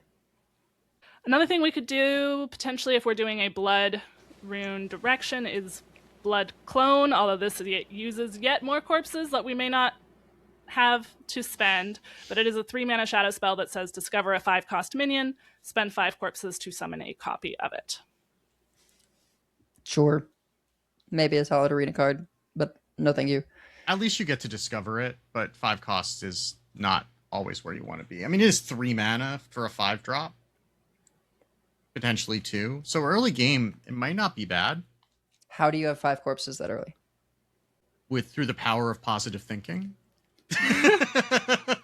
Like, your best corpse curve is turn 1 Morbid Swarm into turn 2 the beast with the death rattle summon 2 plants. But even, like, if you're playing this on curve, it's fine just to get 3 mana for 1 5-drop. If you're playing it on curve. In your hand. What do you mean in your hand? It discovers it to your hand. Oh God. Yeah, it only Never summons mind. if you have the corpses. Oh, that's terrible. Never mind. Yes. Okay. Yes. Reading Moving the on. card explains the card. Yeah, we have better cards to talk about. Yeah. Okay. Bone Flurry, and then I'm saving the craziest for last. So Bone Flurry, I think this probably does go in anything like unholy or that's like looking to be more aggressive. This is a 2 mana spell, 1 unholy rune. Deal 3 damage randomly split among all enemies. If a friendly minion died this turn, deal 3 more. Yes. So you basically get to play the effect of the warrior volcano location, but you get to turn it on with your hero power. Or corpse cannon. Yeah. Yeah. I think there's real triple unholy potential with just the addition of corpse cannon, bone flurry, and like maybe Tower of Ghouls. Because if you just like punch something with Tower of Ghouls, that's 2 charge minions to give grave strength to. Or Delange's Last Stand. Like, yeah, the triple unholy deck, which was already like borderline solid, like I think was positive win rate. I think with the addition of Tower of Ghouls, Bone Flurry, and Corpse Cannon seems good. And if we need draw, this is the nuttiest card. I don't even know how to evaluate this card. It is a 6 mana 6/4 minion called Sawbones. Prepare. Battlecry, destroy all your other minions, draw a card, and refresh a mana crystal for each one destroyed. It's good. It's definitely good. I don't know if it goes in everything or if you have to build around it. Like I'm trying to think of like what are the situations. The fact that it destroys the minions is obviously quite relevant. But like say you play some I mean, so you only refresh one for each destroyed. So I think you really want to be centered on like stuff that makes stuff, whether that's like you've got death rattles or yeah, if you've got a tower of ghouls or corpse cannon set up, like these ways that you can get minions in play without spending mana to sort of offset the minions that you do have to spend mana to play. Drink blood, you know, you use your hero power, you drink blood, you use your hero power, you've prepped sawbones. Like you Right. send them face first, so you get the damage out of them, then you kill them. Like, Right. it's a little awkward to think about how we're using it, but it does like potentially refill your hand and let you play all the new cards you just drew. Yeah. I mean, even just like a Morbid Swarm, right? Like sometimes you have some of those hands where like there's nothing you really want to do the damage to, or you don't want to spend the corpses on it, especially if you have the second hero power, because you'd rather be spending the corpses on the hero power. So maybe you Morbid Swarm, you know, you spend some other mana somehow. You know, maybe you're playing Nerubian, whatever the 1/3 that copies itself twice, right? And then then you do that, you play Morbid Swarm, now you got a full board, you play this or fullish, right? You hero power, why not? Then you drop this, and then okay, well now I've refreshed all my mana crystals, I've drawn 6 cards, and then you take your turn, right? Yeah. Again, that's Magical Christmas Land. So how is this actually going to play out in practice, especially given that this seems like the deck it's going to go in is going to be probably a more go wide aggressive deck that isn't going to want to take a turn off to prepare it? I have no idea. Yeah.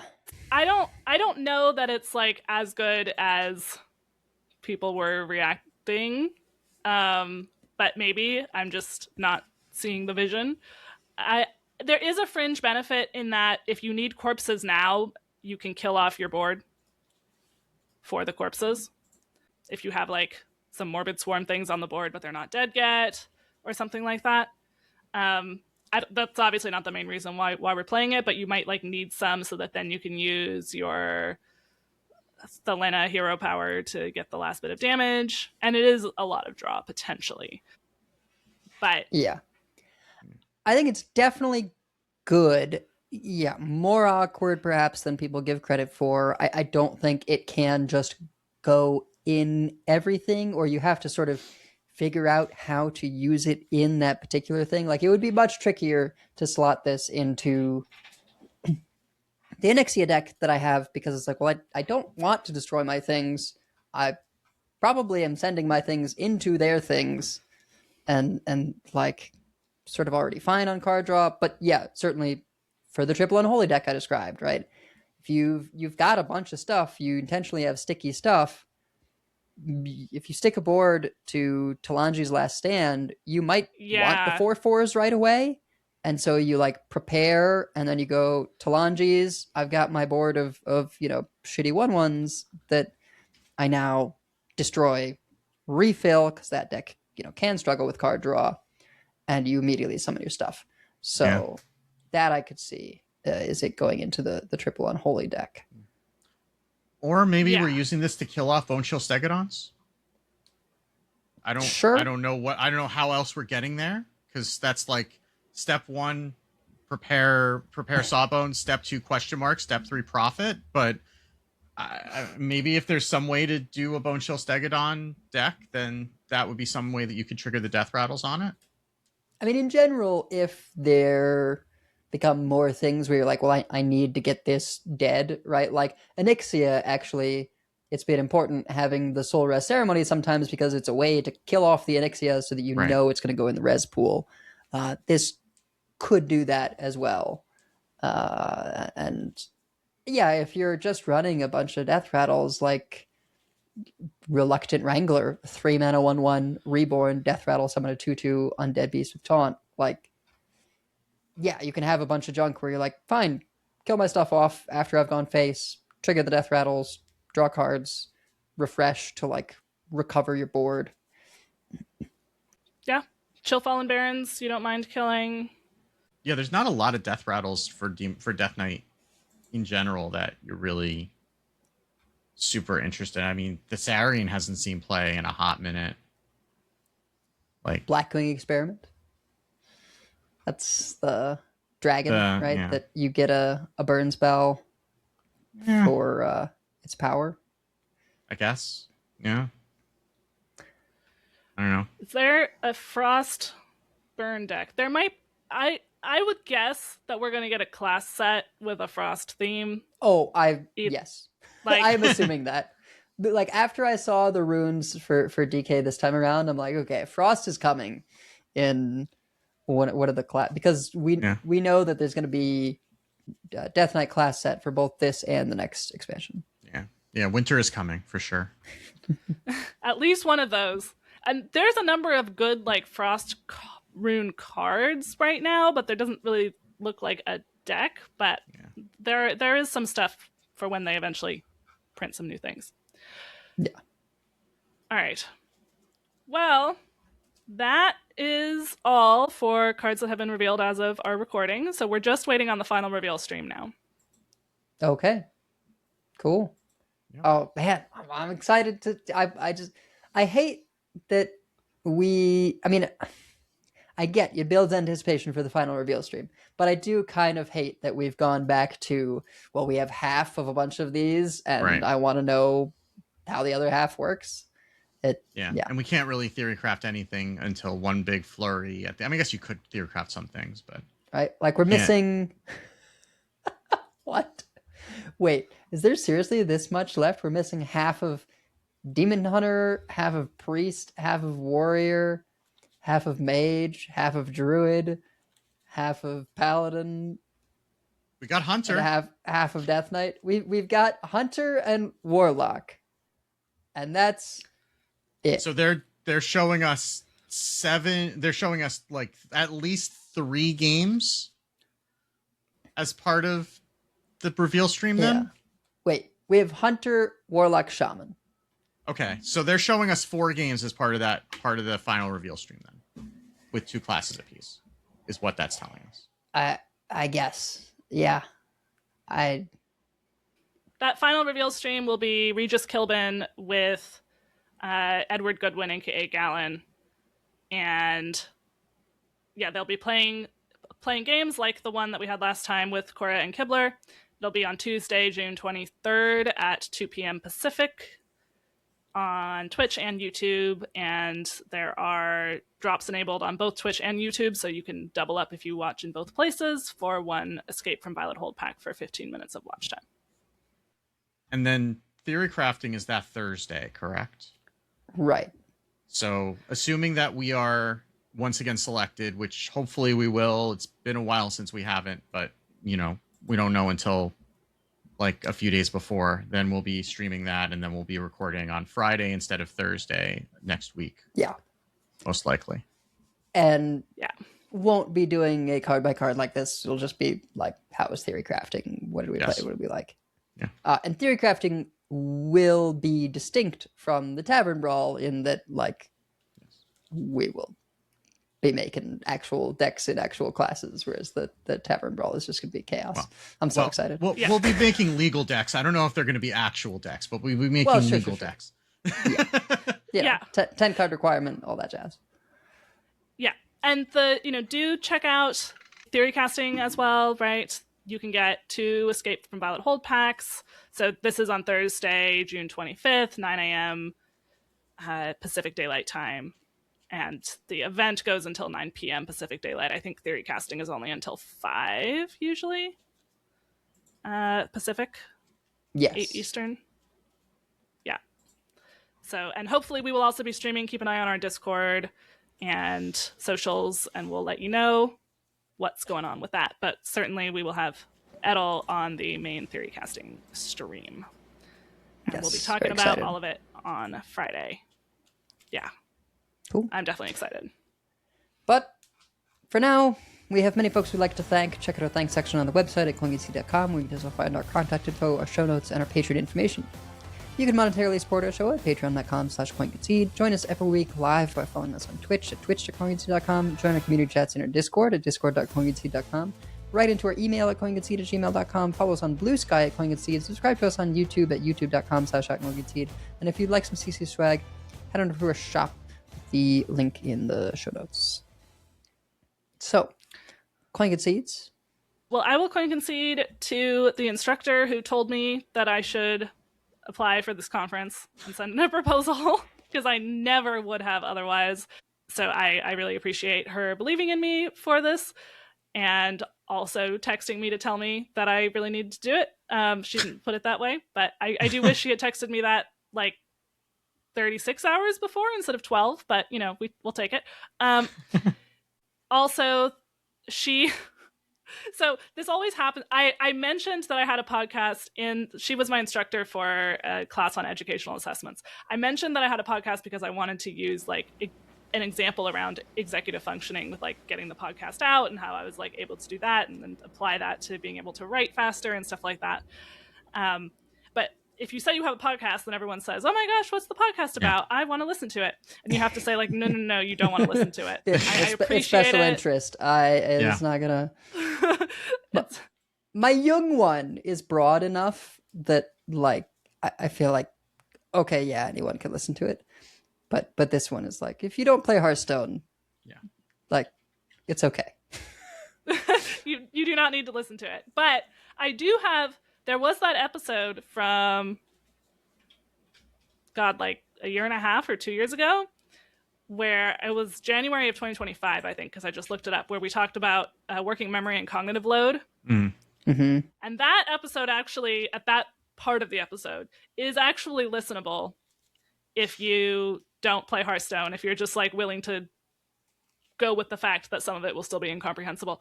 And that was back when I still did insane show notes, and I did extra insane show notes for that particular episode. So I did send that to her, and she emailed me like yesterday that she had finally listened to it, and it was so great. Do I want to write an article about it for the journal? It's not like a scientific journal, to be clear. It's just like a magazine. Her personal journal. She's just journaling. She wants a journal about the episode. So, but I can't believe she actually listened to it. I was like, you asked me to send this, so I'm sending this, but really no pressure. It's really long, half of it's about Hearthstone, but yeah, I mean, I might take her up on that, because I think working memory is something that like is really important to understand, and everyone's like, at least in the education field, everyone has heard of it, knows what it is to some extent, but there's a lot of details that I think get missed. So, and then in the broader world, people have not necessarily heard of it or don't necessarily know what it is. So, cool. Wicked. I'll coin concede to Raren, because I think he's just been doing a really good job on these reveal streams, and having a consistent host, and Raren's really good at this sort of thing. I think is definitely made the viewing experience quite better. Also cutting down the number of people so that just kind of keeps it moving a lot better, which is also, I mean, I did get home and then watch it at 1.5 speed, which helped it move a little bit faster also. But even without that, like only having a couple people to get reactions from instead of having to go around like a large round table, I think is a much improvement. And Raren being a consistent face on that is, I think, a really good choice. It was also great to see the devs. Deck Tech was great and really made sure he had a lot of stories and things to share. Friend of the show, Blister Guy, was fun to see on this last one. Yeah, I mean that's a good get, because they have to. I guess it's easier when you're on the West Coast to get him, because it was 4 a.m. for him. Yeah, which is that's fine. He's got doable. small kids. He's got small kids. He's probably up at 4 a.m. regularly anyway. It's fine. Yo, playoffs kills me. Playoffs is like wake up or be up. Ideally wake up in the middle of the night for tech check and then get up at 4 a.m. to cast my first bet. Just like roll out of bed. Past the first match. Yeah. But anyway, yeah, Concede to Magesa for editing this last week while I was out of town. It just was going to be like too hard for me to squeeze it in. I owe you like a week or two of video editing. I will have put together a like how to do the video edit, and then it's not too bad. I mean, you're doing it in Riverside, right? Yeah. Yeah. I know how. I just don't like it. That's fair. That's fair. And then my other Concede is to something I did not know existed until my mom asked, in our family WhatsApp chat, like, hey, did any of you know that this existed?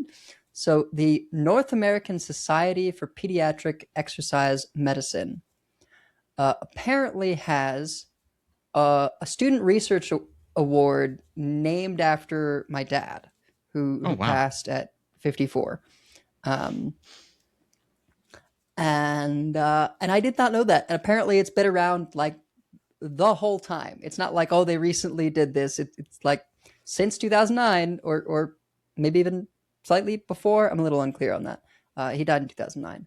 And I was 15. So yeah, I don't know. It's kind of cool. Cause like I knew how hard he worked. And so it's nice to see him valued. It says, Dr. Marco E. Cabrera was a dedicated pediatric exercise scientist and the director of the Systems Modeling System at Case Western Reserve University. Dr. Cabrera's research focused on mechanisms for regulating muscle metabolism during exercise in children with the goal of improving daily functioning of patients with chronic cardiovascular and pulmonary disorders. He was dedicated to student learning in pediatric exercise. His research and participation in NASPEM, this organization, and the European PWP meetings. There's a lot of acronyms in here that I'm just like, I don't know what it's for.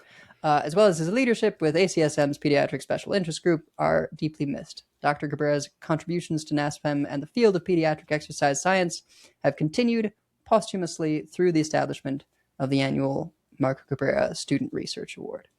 And yeah, that's, I don't know. It kind of made my day. Yeah. That's awesome. Well, so that's going to do it for us for this week. So until next time, keep calm and keep prepare. And if you see us on ladder, coin concede. Coin concede. Coin concede. Also, happy Father's Day to all the fathers out there, including our very own Wickagood. Oh, thank you.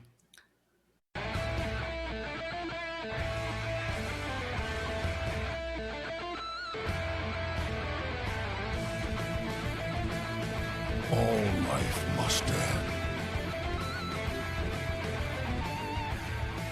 I yield for now. I concede.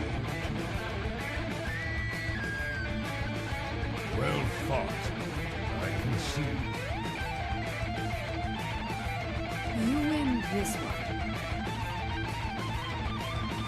The victory is yours. You have bested me. I give up. You win this one, friend. You win this time. I choose death.